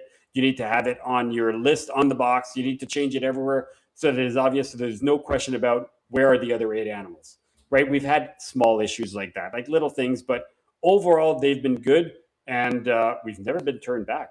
Like our issue last year was what you remember. My question is I feel they're not that knowledgeable, and going back to the question that you said, FWC, when they're determining things in the United States, is it possible that some of them are not as knowledgeable as others? They don't know the exact rules on how to import or export? I would say yes. I would say yes, but I would say it might also be my guess. And again, we've never dealt with FWC, right? So my guess, it's more related to they don't know how to apply the law. So if the new before, but if the new guy gets told by everybody that no Australian animal goes into the United States and he doesn't know why, that's just what he's going to do. That's what my assumption is, right? Because when we ship animals here, and we're shipping CITES Appendix 2 animals, so we're shipping the same thing, man, let's be honest. The guy at the border control guy has no idea what's in that box. And then I get it to go to CBSA, the guy that stamps my permits and approves it never ever puts an eye on animals. I don't even bring my animals to him. I just bring permits. He stamps it, he approves it, you're good to go, you did all the right paperwork. Cool. Then I come back down. Now I'm at the clerk at the airport. The clerk is like, "Oh, cool. You've got this. Give me that amount. Cool. Bring your box here. We're now going to have to check your shipment." The guy that comes in to check is some random security dude that probably has never, and he's like, "Oh my God, there's a snake. What are those?" Right? Has no clue. Right. I could literally be putting a boa, an anaconda, a rattlesnake, and say they're all carpet pythons, and he has no clue what they are, right? But he's going through my bins. He's not looking to see if I have what's written on my paper in there. He's looking to see if between the box there's cocaine in there. He's looking to see in between if I'm sneaking something else to Japan that I shouldn't be. They have no clue what it is that we're sending. Like, no clue. Like, I don't even understand how you can ship animals and the person verifying has no idea what the animal is, has never seen. Every single one of them is always like, "Oh my God, there's snakes in there. Let me get my buddy. Like, come here. Let's look at this." Take pictures. It's so funny, but like they're the ones supposed to be verifying that I'm sending the right thing. And I mean, we've always been somewhat honest on what it is. And by that, I mean, like, okay, if we said we're sending Xanthics, some might be caramel, some might be this. Because when I apply for my permits, I'm not going to say every single gene, every single thing. It's just, you don't even say the subspecies. Like for the people who understand carpet pythons, like I'm sending carpet pythons. Now, if I'm sending a Darwin, if I'm sending coastals, if I'm sending jungles, if I'm sending inlands, they don't know the difference. They're tiny little neonates. They all look identical. Do you really think I'm going to apply for 12 different permits for each little subspecies? They don't know what they are. They can't identify them. They can't even tell them apart. Heck, I could, and I've applied, like, we've done it for Angolans, we've done it for Spotted, and all those were all different permits with different lineage charts and all that. But carpet pythons is one carpet python. And I've been told by many people who do it, do not go too much. It is just Morelia spilota. No, Morelia spilota. Is that it? No. Yes. No, Morelia spilota McDowellii. Spilota is diamond McDowellii. Yes. McDowellii. They are all McDowellii, right. And that is what it is because they don't accept the other ones. That's the one that goes through. Why? I don't know, but that's what I've been told by other exporters. And guess what? It works. And it's that. And I have the lineage shirts for my animals, and my animals are legal. Let's be honest, like nobody has illegal carpet pythons or Australian animals in Canada. How else would you get them? Like, it's just not, there's just no way of getting them. But anyway, I don't even know how we got into this, but the importing is interesting. But when it comes to FWC, I think it's just the culture. The culture has been, if everybody says no, Australian animals aren't coming in or going out, and then new guy comes in and everybody else around him says no, he hears no, then he's going to keep saying no, then there's going to be a change and it's going to be a no, unless you find that one person that's like, no, there's no reason they can't come in, that fits everything. That one person, and from what I can tell, it was like one person that people knew that through him used to work. He retired, and then it's all back to no's. That's the way I understand it's going on from what I've heard. But again, this is listening to other podcasts and talking to other Americans that are our buddies that tell us how it's going, right? So in the end, what does that mean? We can't move anything to the States. We can't get anything to the States back. But a lot of the things from the States have gone to Europe a long time ago, and those are the things we've managed to get through to Canada. So what about the ones that Don sent over? How is he getting them over there? Is he putting them as something different? For starters, Don went about a decade without getting him through. From my understanding, he's gotten one or a few shipments or one shipment. I don't really know. I haven't talked. Actually, no. He asked us for some jungles, which I don't think we're gonna have any for him this year. He did tell me that he got one across. So we now can say that there are CITES 2 animals that have gone across. Now, how does he do it? I mean, he knows the right contact, and he must have known the right guy. And it's not that there is a chance that it's going to go through. The question is, do you want to pay? Do you want to put all that work to be then shut down? Right? Like when we do it all, we do it for Japan. I know it's going to go through. I'm not doing it for nothing. Would you want to do it to go to the States? And the States don't want to do it because that's exactly what they tell us. Like, why would I go through all that just to be shut down after 9 or 10 months? And that's how long it takes for them to get through. But I feel it's because the people there don't know the laws, like that it's okay to send, right? I just don't think they're knowledgeable enough. Like if they can't even identify the animal that we're sending, how can they judge if it's okay to go or not, right? You know what I'm saying? I don't know. Yeah. It's just like saying send a black snake over, a Mexican, let's say a Mexican black king snake, and send over an Eastern indigo snake. Do you think maybe it would go through? Possibly. They both look the same. You know what I mean? I'm not saying I would do that or to get anybody to do that, but it probably would go through. Nobody really fucking cares. Like at our end, you and I both know it would go through. We could literally send any snake that is any somewhat looking the same. I mean, from my experience, right? If you have the permits and there's the same, if you have a permits for 40 animals and you send 40 animals, it's going through. So the last time I was there, so you did it last year by yourself. So sorry about that. Thanks for helping out, by the way. Yeah, well.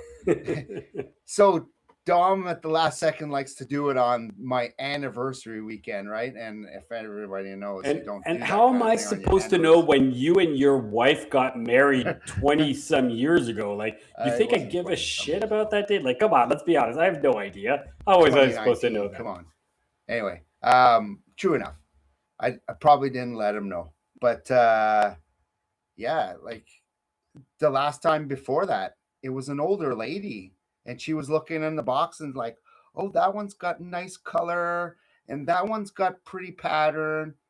They have no idea what it is, right?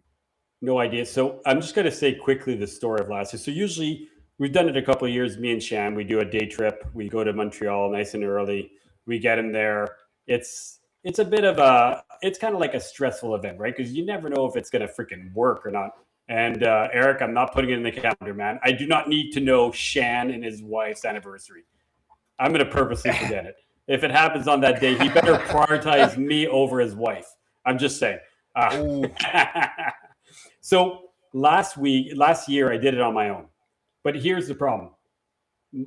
We've always shipped on the weekends on the Saturday. Okay. And CBSA is open 7 days a week from 8 in the morning to 5 at night. And I repeat that every day of the week. Every year we've shipped on the Saturday because our clients wants the animals on Sunday. Cool. Okay. I get there and I check everything again. I confirm it's open again Saturday, 8 to 5. It's all good. We are shipped. We're booked. Everything is good. And if you don't know the Montreal Airport is YUL. It's a big ass airport. It's big. Okay. The shipment is all the way behind the airport in some little area like that. Okay. So I get there and I put the animals on the table with the FedEx guys or whatever, not FedEx, Air Canada, Air whatever it is. I think it was Air Canada. Yeah, it's Air Canada. And they're like, oh, perfect, all that. Okay, wait, it's going to cost you this. You're good. It's leaving in about this time. You're 50 minutes ahead. Awesome. Cool. So now, perfect. So now we have to go walk to the CITES to get our permits. So I get the papers from him. I have my CITES permits, and now we go for a walk. And the walk is like, I think it's like a 7-minute walk. Like you're walking through these corridors just to the end of nowhere. So walk to 7 minutes, and we're like Shan's not there, but I'm like, I've done this before. I know exactly where it is. It's all good. I'm not running. I'm just walking. So I get there. I try to open the door, and it's locked. Like, what the heck, man? Why is this locked? Why is this locked? And then I see a post note, like those yellow square post notes, and it's just written, closed weekend. And I was like, what the fuck, man? And if I look, like the big sign says open 7 days a week, 8 to 5, but there's little yellow post-it notes closed on the weekends. Well, apparently that now they decided they're closing the weekend. It's still online. It still says open and all that. So all of a sudden, I cannot get my permits approved. I have booked the flights. The people that we are sending to are driving 9 hours to pick up the animals because I can't do a direct flight because I would need to go to Toronto to ship it to where they are. And we've been trying to take the lazy way of only having to drive 2 hours instead of driving 5 hours. So, but now I can't ship it. If I can't get my permits, so now I'm about a 7-minute walk back to the counter. I'm like, oh my God. So now all of a sudden I'm running down that hallway and I'm just sweating bullets. And I'm like, God damn it, Shan's not here. This is all on me. So I'm running. I get back to the counter and they're like, we can't ship. If you don't get your permits approved, we can't ship. And I'm like, hey, how else can I do it? And they're like, you know what? There is one CBSA open, but it's at the actual airport, like with people getting on the flight to doing that. And I'm like, so I put it into Google. It is a 13-minute drive. I have to take 2 highways. That's how long it is to go around the entire airport, go down to get back. So I'm doing this, and I'm going now to the actual real airport where people get on to go on their flights to go to Fiji or go on their trips, right, or whatever. So now and then he tells me you have 27 minutes. And I'm like, I'm doing it. I'm like, and I leave the animals with him and I just get in my car and I'm driving like 140 everywhere. And the little resident, I'm just being crazy ass dangerous. I'm just going. I make it to the airport in like 12 minutes. I park into a parking spot. So now it's costing me like $20 for the parking. And I'm just running I look like a crazy man that's about to miss his flight, right? And I'm not even getting out the freaking airplane. I get there and the people are like, well, CBSA is there. And they're like, but we don't do that. We don't do commercial. Like, we don't do any of that. I have no idea. And I'm like, can I speak to your supervisor? And I'm like, I am begging you. Can you look into it? They're supposed to be open 8 to 5. Here's the website, 8 to 5. I have it booked. Your guys aren't there. And the guy's like, then please wait. I waited about 15 minutes, just waiting. And he's like, let me get this other guy. And then another guy comes in. And now they're like 5 agents, CBSA. And eventually this guy's like, well, takes out this binder. And I mean like a big ass binder like this. Is like, we're going to try to do it. I'm like, oh my fucking God. They have a binder and they're going through the rules, trying to figure out. Took them about Another 7 or 8 minutes. They put the goddamn stamp on my permit and give it back to me. I'm like, but now it's been half an hour and I'm still at the wrong end of the airport. And they gave me a half an hour that it needs to be done. And man, like, I'm driving. I end up arriving like 17 minutes past the half an hour mark where things have to be loaded on the airplane. I get there to the guy, and the guy tells me, he's like, don't worry about it. I already wrote that it was accepted at the mark at 0. He's like, hurry up, go get it done. We'll make it happen. Oh man, I sweat bullets because I couldn't get the goddamn permits approved. Why? Because of that. So now I have a new rule. I don't ship on Saturdays anymore because I can't guarantee it's going to be open. And that was a stressful event. That was not fun.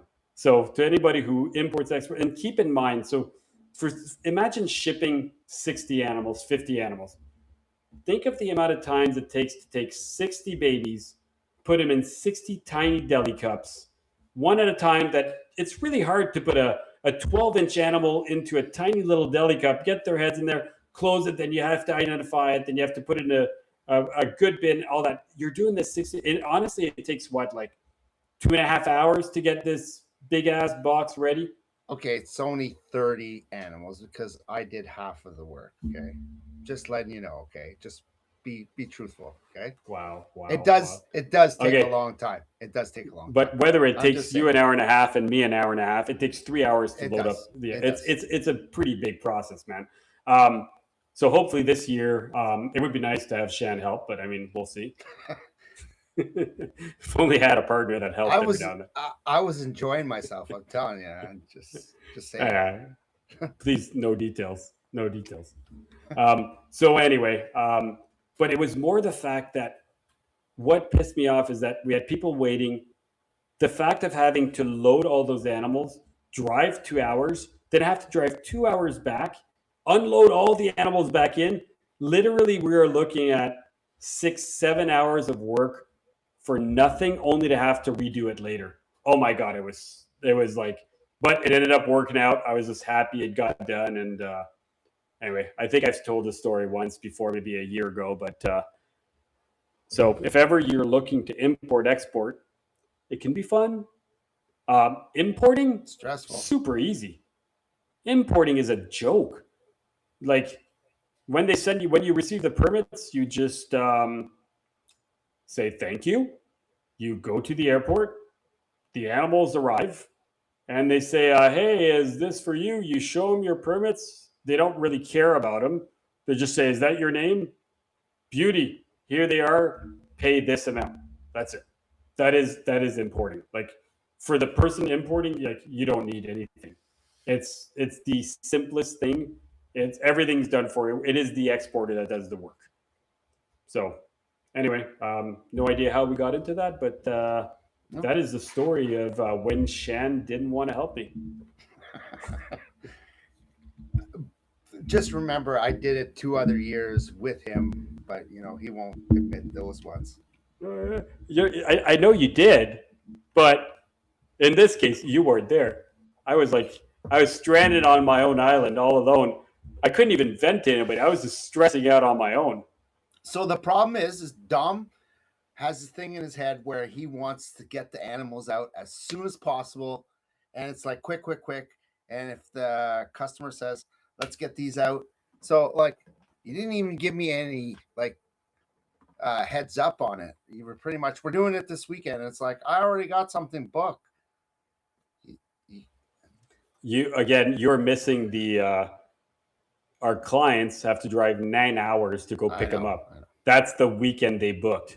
Even if you would have told me I can't go, I would have said I have to do it. There was no choice. It had to be done that weekend. So, that being said, this year we are now going to drive to Toronto to go ship, which is a whole new ball game because I don't know how the Toronto airport works. It'll be fun to figure that out. What is it, Pierre-Éliott Trudeau? Is that what the Trudeau Elliott? I don't know. Whatever that. It's that airport. YYZ, I think, is what it is. Is what we ship out. But I think what we're gonna do is let's plan it around a reptile show because it's going to their hometown. If we plan it around a reptile show, we have to ship at like 7 or 8 in the morning.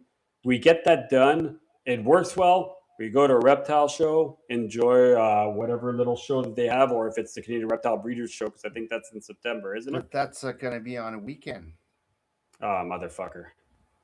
Come on. Oh, man. I had it all planned. I had such a good plan.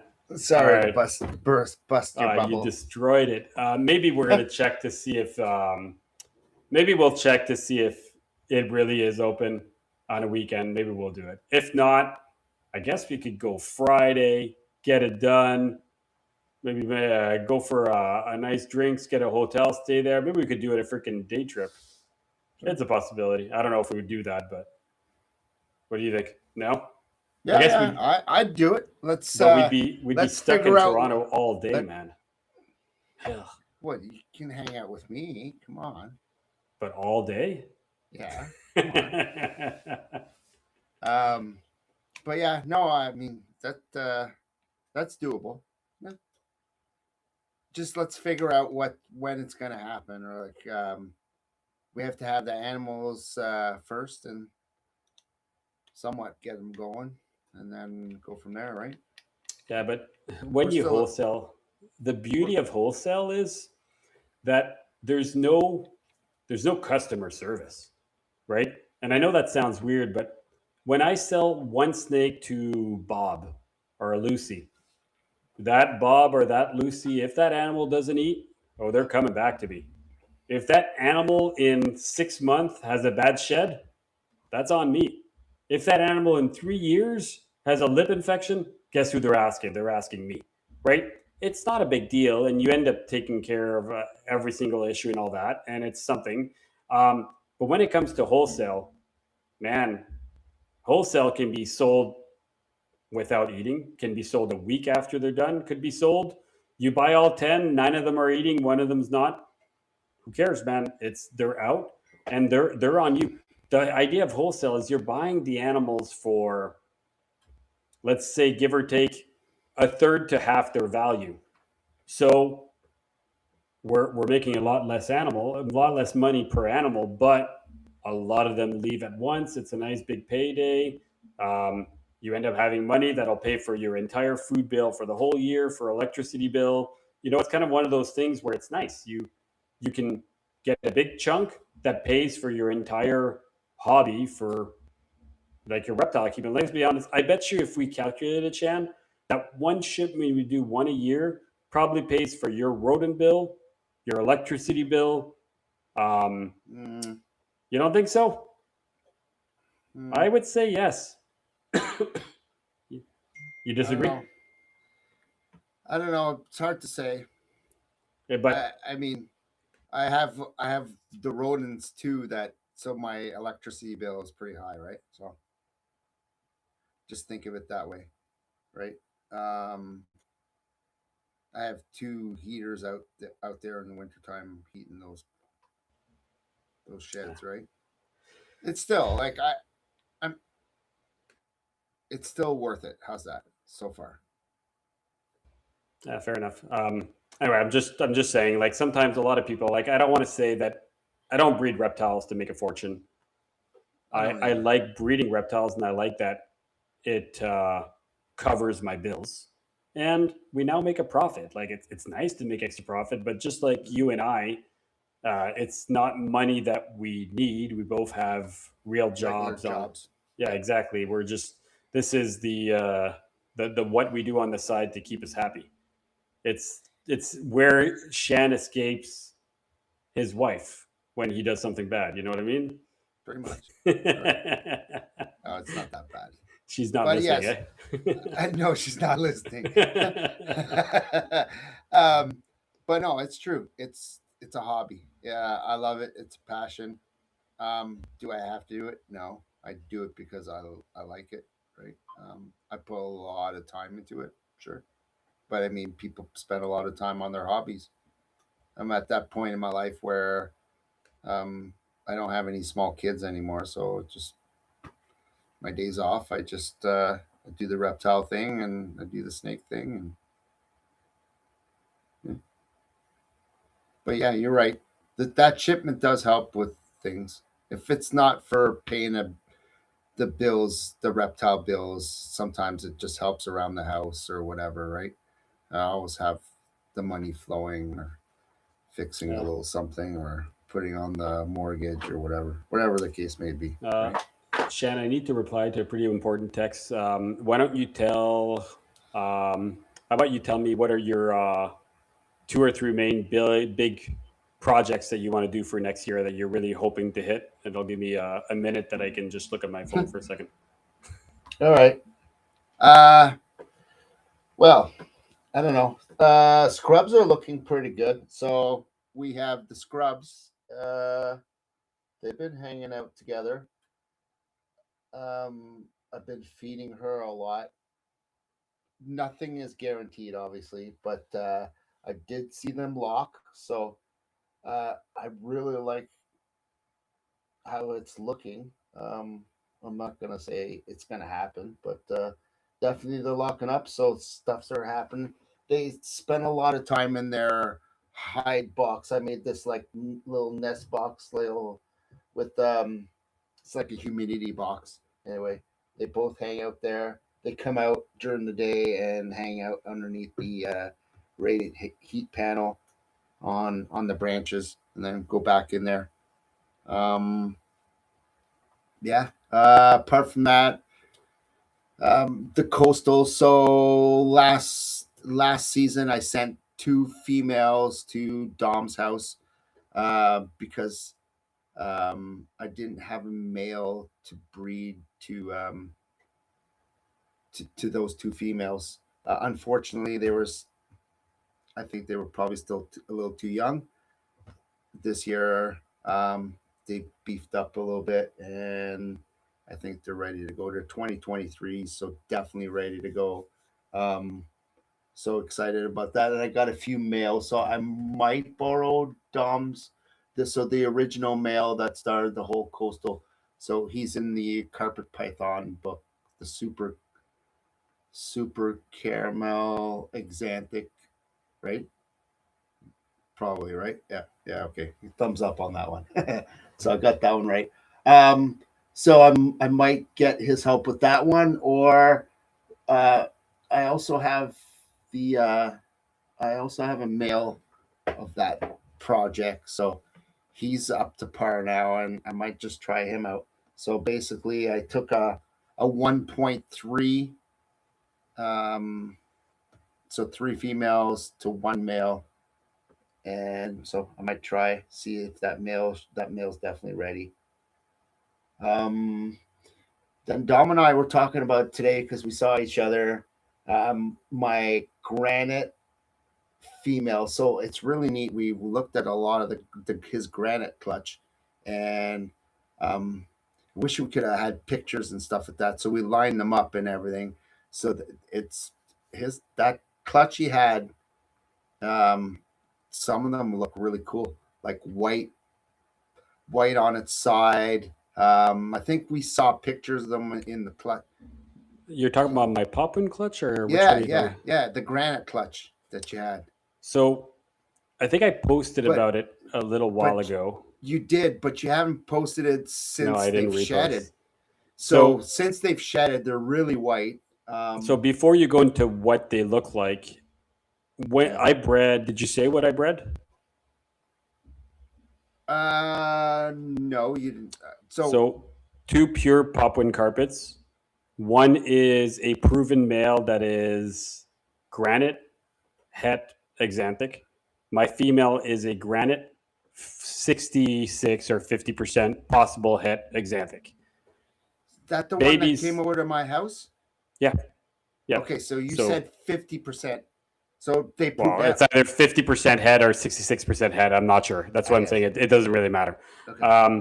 So she laid, how many eggs did she lay? Like 7 or 8 or whatever. I hatched out seven It was or at eight. your house. Yeah. So I hatched out 8 of like 10. Babies came out, and I was like, fuck. I didn't hit any marbles, any exanthic granite, marbles and exanthic granite. It's pretty disappointed, but I was like, hey, whatever. The entire clutch is granite because both parents are granite. But two of them popped out looking really different. But I was like, I actually, even on my, like, I have the names and what they are. I removed the possible head granite on the female. I just wrote, now she's just a, 2023 granite, not 66% head granite. So I was like, let me remove that chunk off of the name tag. She is now just a proven granite, not a proven whatever. And I showed Shan today the animals. So now go for it. Tell him what it is that you think I have.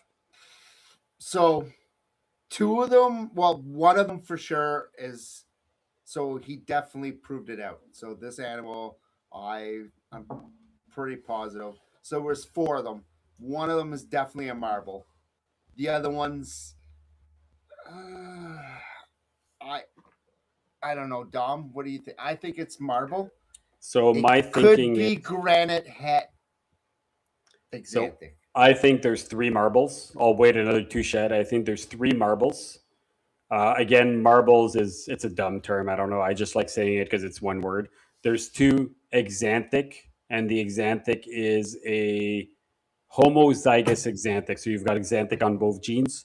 There's two homozygous exanthic granite, and there is two, I would say, granite het exanthic, and you can tell because they've got a reddish tint to them. Like they're like reds.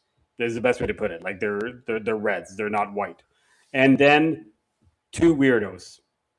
And the two weirdos are the two weirdos that when they hatch out of the clutch, the best way I can say it is if you've ever seen like a white-sided bull snake or a white-sided, what is that? I think black rat snakes have them too. Yes. Like from the middle of their body on the side to down, they were born white on that side. They've shed once, and they are crazy pale, but they're pale with a reddish tinge. So I don't think they're I don't think they're homozygous exanthic. You seem to think they are. So the one, I think you're right, but the one, if you look at its head, it looks like a marble. Like it's white. It's got a white head, man. It's incredible. It's a really cool looking snake. We don't know. They're two boys, so I can guarantee Shan's gonna get one of them. Because I don't want two boys, and I don't want to sell it, so I need to make it go somewhere that I can keep an eye on it, and no better place than Shan's. Yeah. So you're definitely helping my hoarding problem. I have no problem anytime. So basically, they look white-sided from the bottom down. The initial pictures are kind of cool. It's weird. I don't know what to say. I actually haven't even taken pictures, so it's something that I'll post up, and maybe next show I can load up pictures. I actually have them because I don't even have any on my phone, so I can't even compare them. But it is a weird clutch. It is very interesting. I can tell you two of them I'm selling for sure. The hets are no question now. The three marbles, I need to make sure they're marbles because I don't want to sell them for under because a marble it's an expensive animal. Yeah.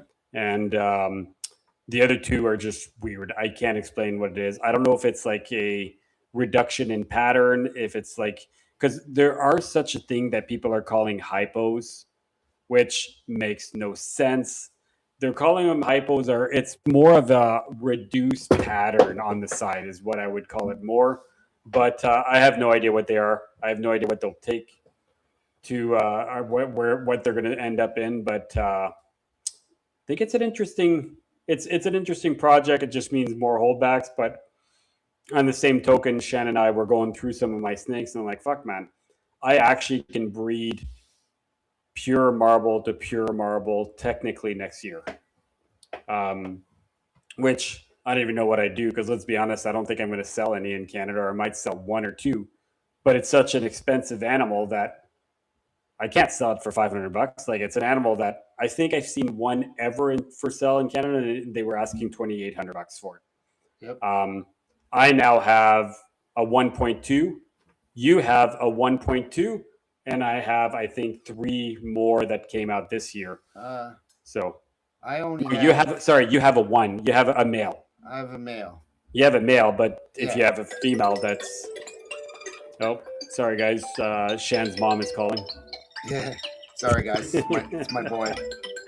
Go for it. Put yourself on mute if you want to pick it up. Okay. So there you go. He's successfully done. Everybody, if you want to make fun of his ringer, that was quite special. So except for that, yeah. So I've got a good amount of marbles. Now, where to take that project after? And I've tried to really think of where do I go with a white granite? Honestly, I don't know. My granites are crazy busy. Like I've seen some granites that have like the pattern in them. My granites are literally speckled with almost no pattern. So I'm not quite sure where I'm going to take that project. If I'm just going to try to breed for wider and wider, because if you know anything about exanthic is again the wrong terminology. An exanthic is not axanthic, it's hypoxanthism is the real terminology of the gene. But nobody calls them hypoxanthism. Hypo is reduction of the xanthic, which is the yellow or red pigment, depending on depending on whether you call it xanthic or what's the other one that a lot of people call when you have the anery. But it's the same gene. It's the same thing. That's why you never have an animal that's aneurystic and exanthic, because it's the same gene. We just call it different terminology depending on the animal. Anyway, my point is, where do I go from there? I don't think I can change the pattern because my animals are crazy pattern. All our granites are crazy pattern. So I think I might breed for wider exanthic. And what I mean by wider exanthic is that an exanthic simply means you've got the xanthic gene on both alleles. Now, you could have an animal that is het and have only a 15% reduction of the yellow pigment. You could have an animal that's het that would have a 60% reduction in the yellow pigment. If it only has it on one allele, it is still het exanthic. But if it has 60% reduction, it's going to look like an exanthic, but it's not. It's a het. And then you could have an animal that has it on both alleles that will breed like an exanthic, but it might look like shit. It might only have a 50% reduction of the exanthic, but have it on both alleles. But it might also have, you might also have animals that have an 80, 90, 95% reduction and still breed the same way as the 50%. So that's where the problem is with the exanthic gene, right? It's because if you have it on one allele, it's like my one female that produced it first is great. She looks fully exanthic, but she's het exanthic. And I know because I've bred her and she breeds as a het exanthic. You can prove it out. If I breed her to a het exanthic, I'll get the perfect 25% will be exanthic, 50% will be het, and 25 will be none. But she looks exanthic. That's why I hate. It's why it's a gene that can be a bit tough to say. And again, the terminology is wrong. Axanthic, the A means absence. It is hypo. It is reduction. So anyway, my whole point of that is that I think I'm going to take the project into going white, going bone white.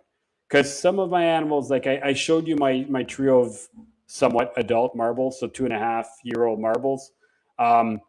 They're pretty white, but they're not perfectly white. There's still color in there, right? Not a lot, but there are some. So I think you could selectively breed for brighter colors. And I think if I had an entire clutch of marbles, I mean, I've never had that, but it would be cool to selectively pick that. And I mean, some people are doing it. The person I know that the most that has done it is probably UK Python. He's got full clutches of marbles, but they're not pure.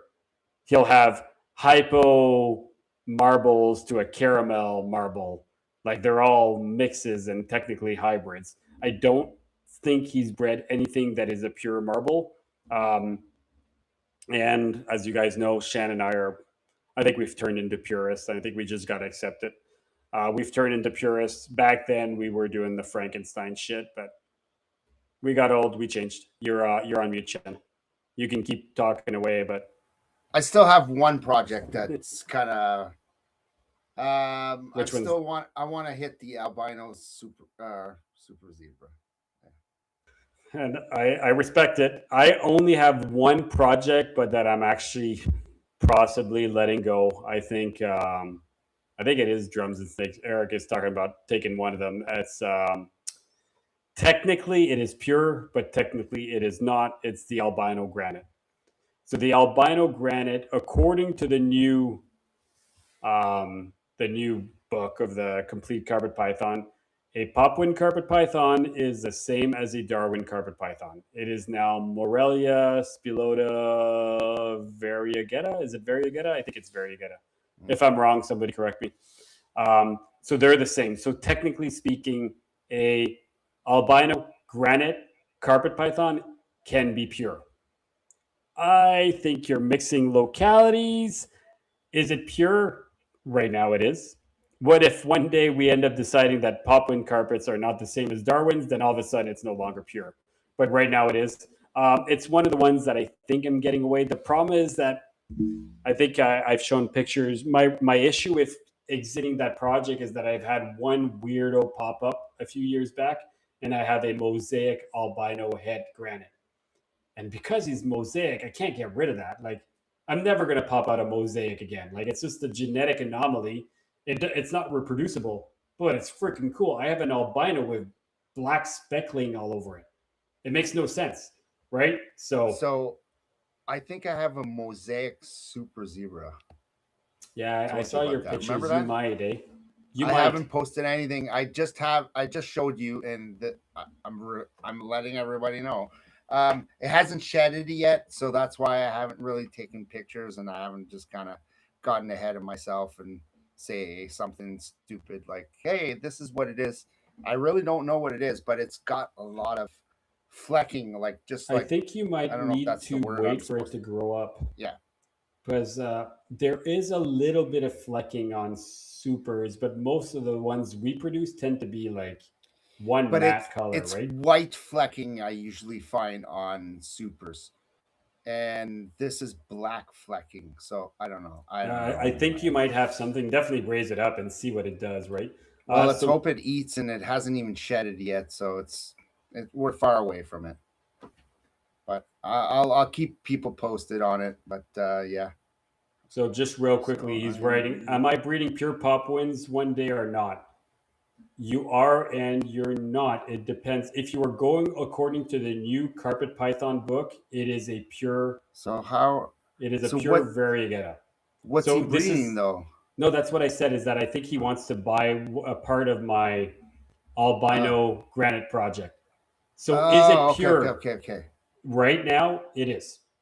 Yes. Mixing a Darwin with a Papuan carpet python is pure because genetically, Papuan carpet pythons and Darwin carpet pythons are basically the same thing. So it is a pure pairing. Now, we've always separated Papuan carpets and Darwin carpets, and they weren't considered pure before, but they are considered pure now. So it is up to you to decide whether it is pure or not. I have produced one albino granite carpet python, one. And that little fucker does not eat and does not grow and eats only pinkies at 3 years old. It is horrible, but I still keep it alive because it's so cool. So I also have an albino het, 100% het granite that I'm a boy or a girl? A boy. Trying to get rid of. But it's a boy, yours, right? I think it's a boy, yeah. Yeah, because it's got a little bit of barely, but it has a little one eye just a tad bigger. Maybe it's just my eyes. Yeah, you told me that last time, which is weird. Looks like it. Yeah, it's just weird. A hair bigger. It just looks off. I don't know.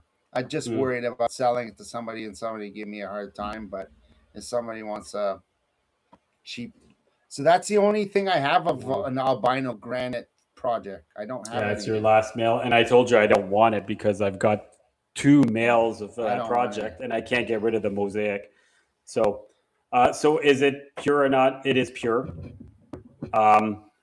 Is it? It'd be like saying like mixing your ivory to, or okay, how about this? It'd be like the Jalton jungles when they called them Jalton jungles.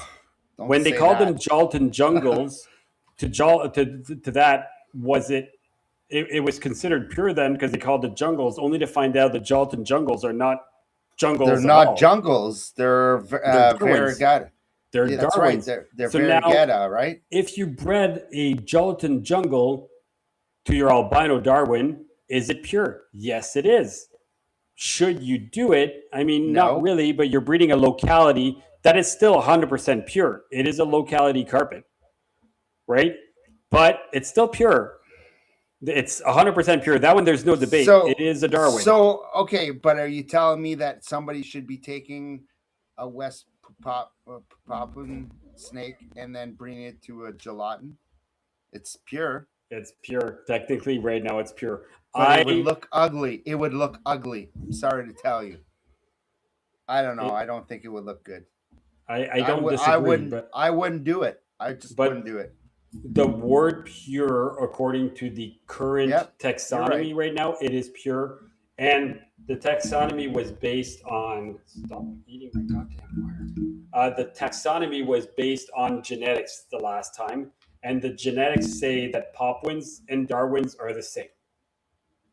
It's hard to argue, man. So is it pure? Yes. Anyway, I'll leave it at that. So I want to go on somebody that commented on something there.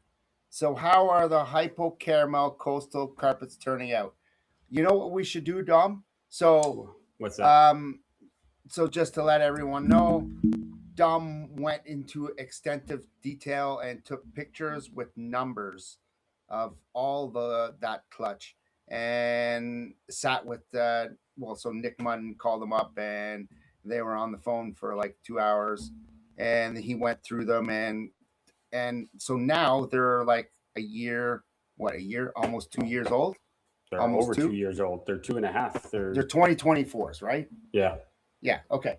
But it would be really neat to just go and say, hey, listen, here's the picture for when you That's true, because we kept them all. We could show the babies and what they turned out to after. The progression. I would love to do that. I'd love to do that. We should do that. It would be work. It would be a lot of work. It will happen, but how are they turning out? They're insanely gorgeous.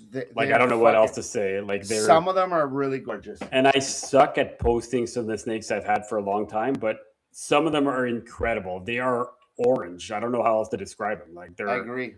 They're gorgeous. Number 4 is freaking, and some of it is the orange with so they're all het for Xanthic, but I feel like some of them show high expressions of the the gene, right? So Xanthic is between. So that with the splash of the orange, like you said, wow. Well, they're all hypos and they're all caramels or super caramels. And they have tiger lineage. Some of them have full striping, some of them have 80% striping. It depends. They only had one parent that was a tiger. So, yeah. So last thing, because we're going to have to eventually close it out. I think that the book actually put New Guinea carpets closer to gelatins. So that's what Lisa's saying, right? I agree with you, but they still put gelatins, New Guineas, Darwins, not Port Douglas. What is it? There's another type of locality carpet. They put them all under York. Right? York, Port York. I don't know. Anyway, you're on it, but that other locality of carpet, they put them all under Variegata. So technically speaking, when you're talking about purity, it would have to fall on that. So yes, gelatins are Variegata. Why are they called jungle? We don't call them gelatin jungles anymore. We call them gelatin Cape York. Thank you. We call them gelatin. Lisa. Yeah, thanks. Thank God somebody knows what they're talking about. Right. It's not us. So it used to be called gelatin jungles because I think people thought they were jungles. They're not at all. So that's why if you call them gelatin, it's a gelatin carpet python, which is a locality of Darwin carpets. They're amazing, but I'm a little biased. I don't know. Well, you're biased because you happen to have some pretty nice specimens. Did you see that guy? I think he's in Europe. States? Yeah, no, Europe. Craig Woods. He's I He's thought he pretty was much. States. Yeah, he's I got mean, gorgeous. They look so similar to yours. So just to let everybody, we kind of joke around. He's joked around online a few times, and we kind of like probably poke each other. But he's like my closest competition, I would say. You know, he's got a few of them that look really amazing. He's got a few of them that got some really nice lines. Like the line on it is like Craig Lisa. If you know this, it's Craig. Craig Woods. Craig Woods. Is he from the States or is he from Europe? She knows everything. It's Lisa. Come on, Lisa. He's got some nice. He's got some nice IJs or West Pophams too. Yeah, he does. Yeah, yeah, really nice stuff. I mean, both of you guys. I mean, let's be honest. I think they all come from the same place. Like, isn't it only Paul that had him initially? Didn't they all derive from there? So yeah, they came from Paul. But like, I think we've been fortunate. I feel like I've been fortunate. The animals that Paul gave me, they were really nice animals, and they turned out some really nice stripes. And you know, you gave it to somebody like me that's a hoarder, and I'm gonna keep them, and I'm keeping all the best stuff. But I think Craig's doing the same thing, right? That's what it's all about, the projects, right? So keeping the best stuff. So Dom's got some of it. So yeah. Yeah, I actually had to. I actually got rid of my initial pair that I got from you only because you kept all the perfectly striped ones and just gave me the crappy striping. So the next year, I was like, crappy striping.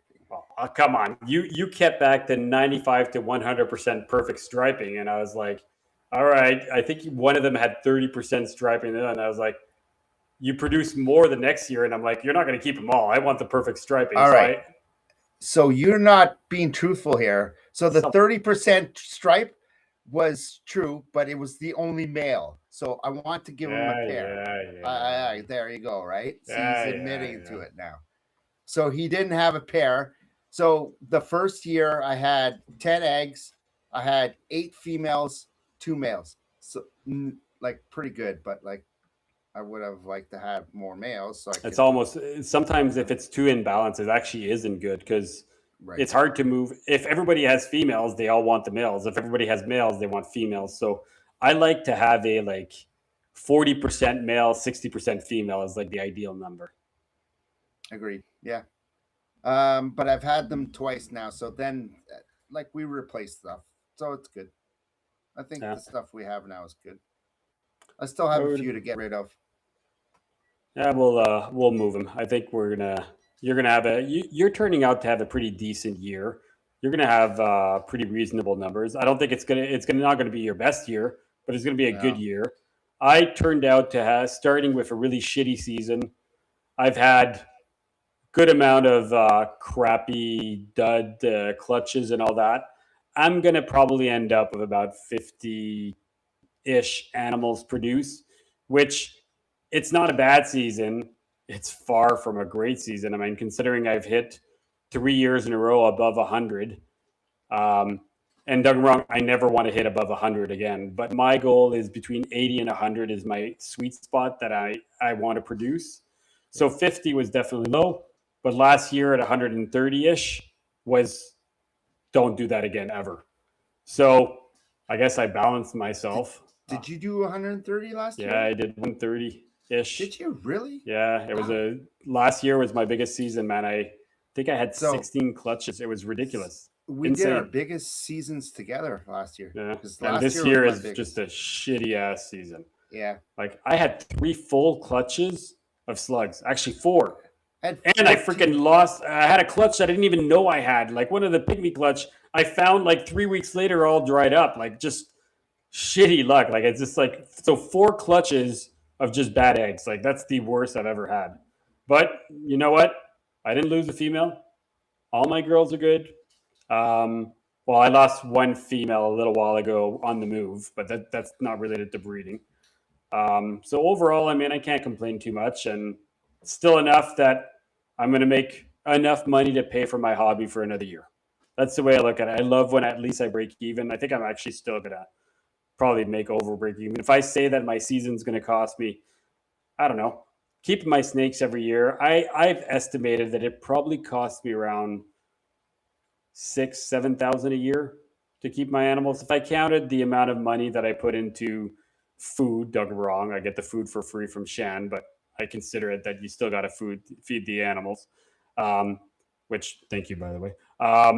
If you consider that, you consider your electricity bill. I've always told myself that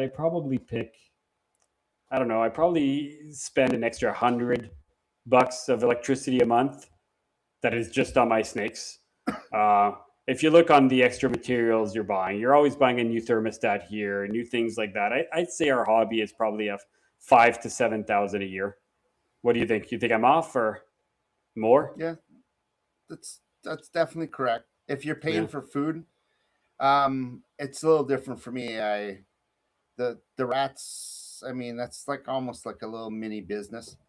So for me to keep things going and to keep the variety going and to supply Dom and I also sell off to the side to other people. I do okay with it. It covers the bills. That's the It thing. covers the bills and puts But puts but I gas in your car. but I spent a lot of money on the feed is starting to get really expensive. Yeah. I mean, 30 bags of feed for rodents is almost 800-900 bucks, right? So yeah, yeah, and every 2 months, that's what I'm. But I've got customers coming in and spending $500-600 on rodents, right? And I still get all my rats for free, and so does Dom. And So mine. So I right, definitely so benefit because I don't need to clean any of those cages. I always feel bad, man. yeah, The yeah, amount of yeah. work that you have to do with that urine smell. That's You're a brave definitely man. it.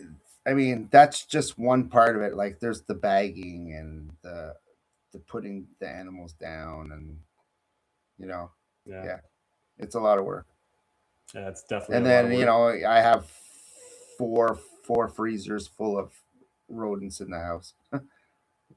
Right, I have Well, more rodent freezers than regular human to for food consumption, because oh my, I won't keep that the same. Like, my wife would kill me if we fucking put food in a rat freezer. It would never happen.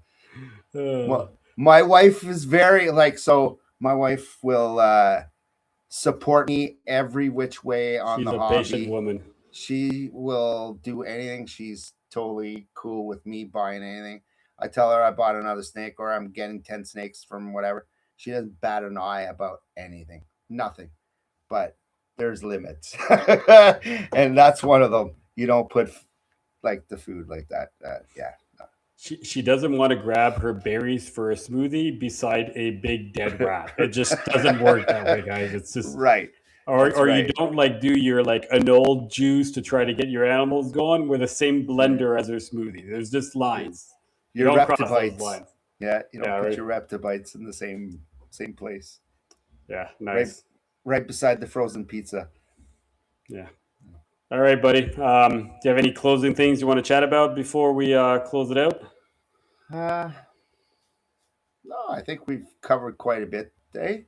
That was fun, man. Like, I like just chilling and moving forward. I think I'm going to say it. I think we're going to have more shows that I like, more shows that Shan likes. So we might have a couple more Python shows for the next little while. I apologize for not having Salamander or not having any Colubrids or not having any things like that.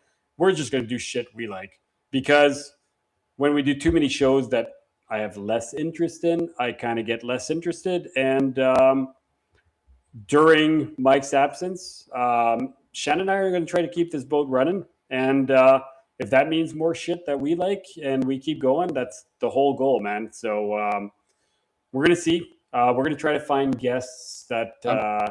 I'll try to reaching out here and there to Yeah, I some think we people if should and that's try to okay. figure it out. We might do another one or two shows, just him and I, until we line up new guests. Because let's be honest, it was mainly Mike doing that thing. Like I was the second in this, not the first in this.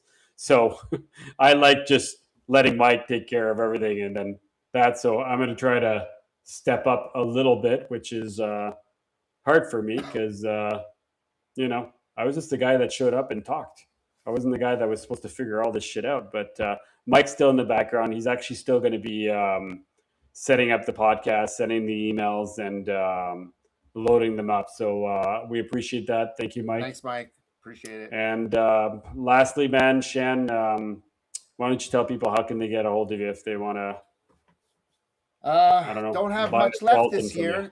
I'm so one thing I guess I could talk about that we could touch a little bit, and I want to see what you think about this. So somebody got mad at me today. Apart from that, this I know we had talked about. So basically, all our stuff is pretty much gone for the year, right? So there's a few guys that are looking for some snakes, and unless I get a deposit, then things are still whatever, right? So when Dom told me that everything's pretty much sold, anyway, I had been talking to this one guy online this week, and he had been talking to me, not the same guy that we were talking about this today there, Dom, just to let you know. But so I've been talking to this guy, and he's just like, he wanted Brettles, and I'm like, I got 2 left, and he's like, apparently at one point he says, let's do it. And I'm like, okay, well, but then he came back and he's like, well, do you have anything else? Can I see your list? So I sent him a list. I did that. I sent him a few pictures. He asked me if I had some exanthic West Papuan. And I'm like, well, maybe Dom has something. I'll check into that, but I don't think we have anything. I got back to him. I'm like, there's nothing. And then Dom told me that everything's sold, and today he's like, "Are we doing it?" And I'm like, "Well, you never got back to me." And so I'm like, "Well, I didn't take a deposit from you, and I'm telling you right now, they're all sold."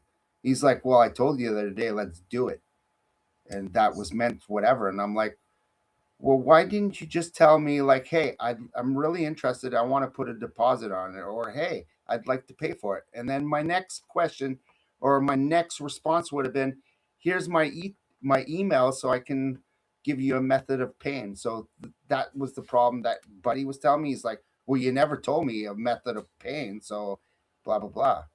So to that, I'll answer, if there is no money put on an animal, you did not agree to a sale. There is no sale or no binding agreement. I'm sorry, man. No money equals a transaction. I felt like he was a little bitter, right? And I'm like, well, and he's like, well, you never give me the opportunity. That being said, Shan, why don't you get back to him and tell him that I have 2 granite het exanthics that will be for sale.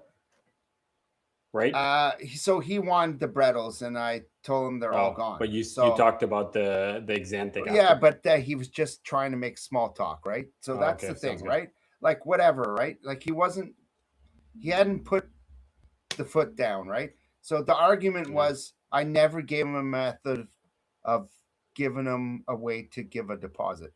Well, all he had to say is like, listen, hey, how can I pay you for the snake, or how can I put some money down for a snake? I told him, like, I don't like to pressure people. I'm not going to say, as soon as I start talking to you, well, okay, so if you want the snake, here's my email, blah, blah, blah. I just feel like sometimes that's very abrupt. And some people will be like, I feel like you're trying to scam me. I don't know. I don't try to push the sale on anybody. Like I said, Dom will say the same thing. This is not my regular job. I don't really need the money.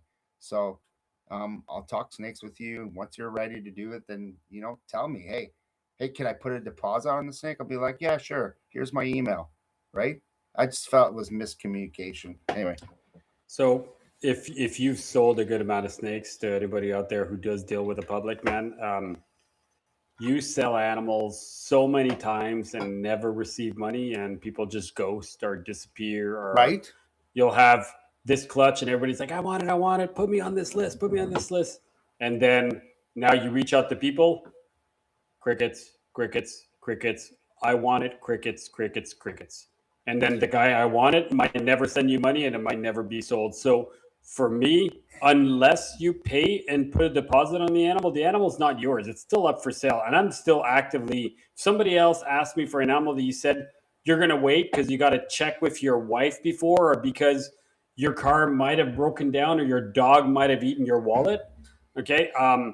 You know what? It is not sold unless you put a goddamn deposit on the animals. And my deposit is 25%. You can reserve the animal. Right? And It was that's 3 days in between. I'm like, So, dude. hey, So man, yeah, things just happen. a random text this morning. He's like, "So are we doing this?" I'm like, "What are we doing?" I'm like he's like, "Well, like the Brettles," and I'm like, "Well, they're all sold." And then he got like really fucking bitter with me. I'm like, "Well, dude," Yeah. I'm like if you would have got back to me and like I said, just anyway, Yeah, don't worry about it, anyway. man. Like, I'm not. I just thought I'd ask your opinion on that. So no, I yeah, think you're so fine. It is what it is. I Just feel like the same way as you do. How's that? I don't even know if we want to talk about what we talked about today with the other cell, but So he really wants. I really want to do that for that guy. yeah. I So do.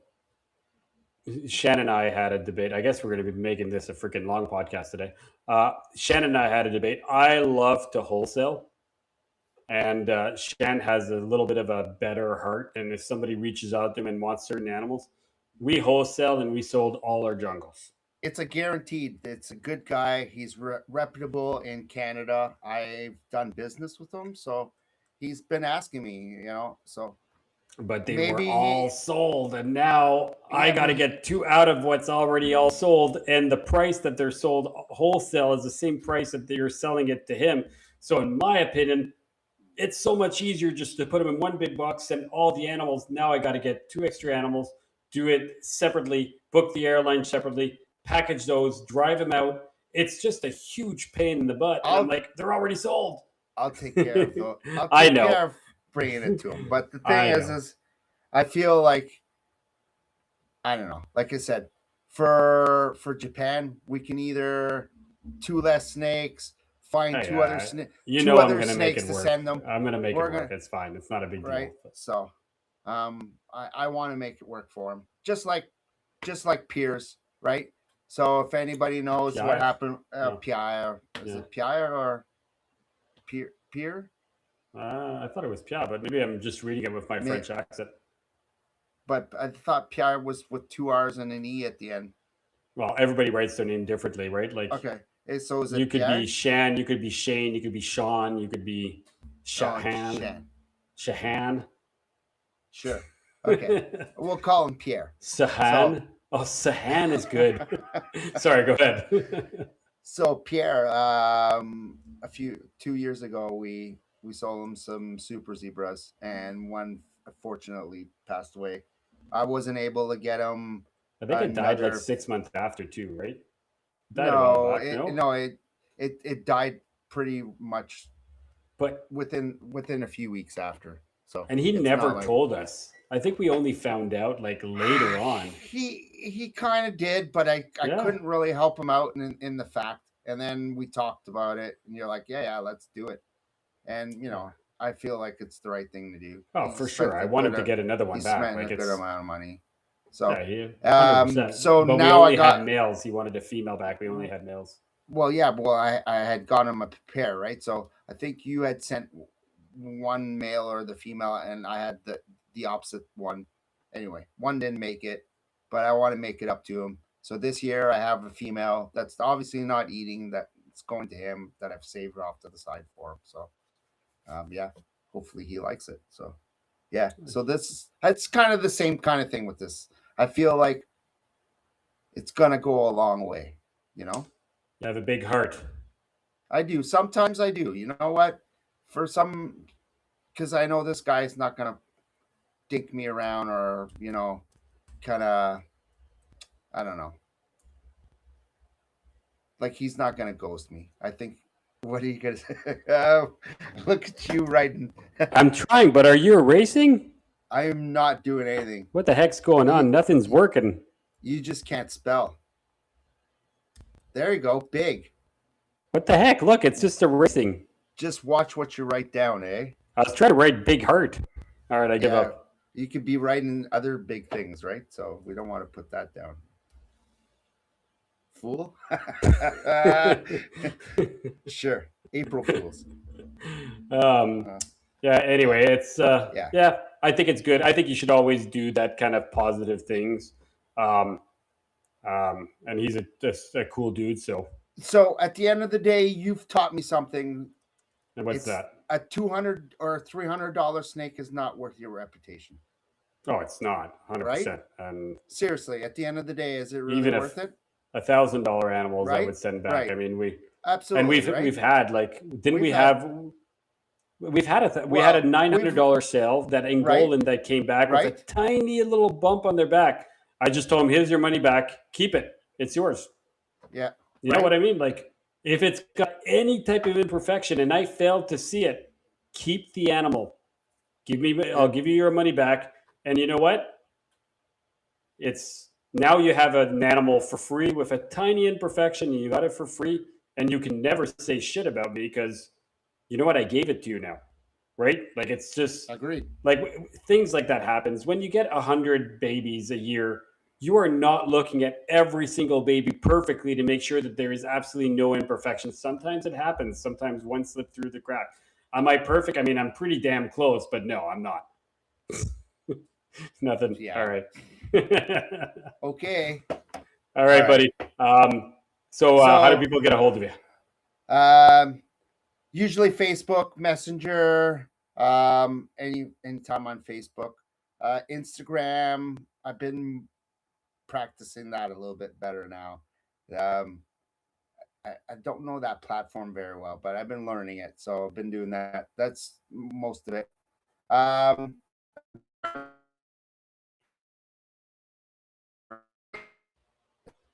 That's funny. Right at the end, your voice is cutting out. it's saying it's trying to connect. Oh, you're back now. Can You're you? good. You're back.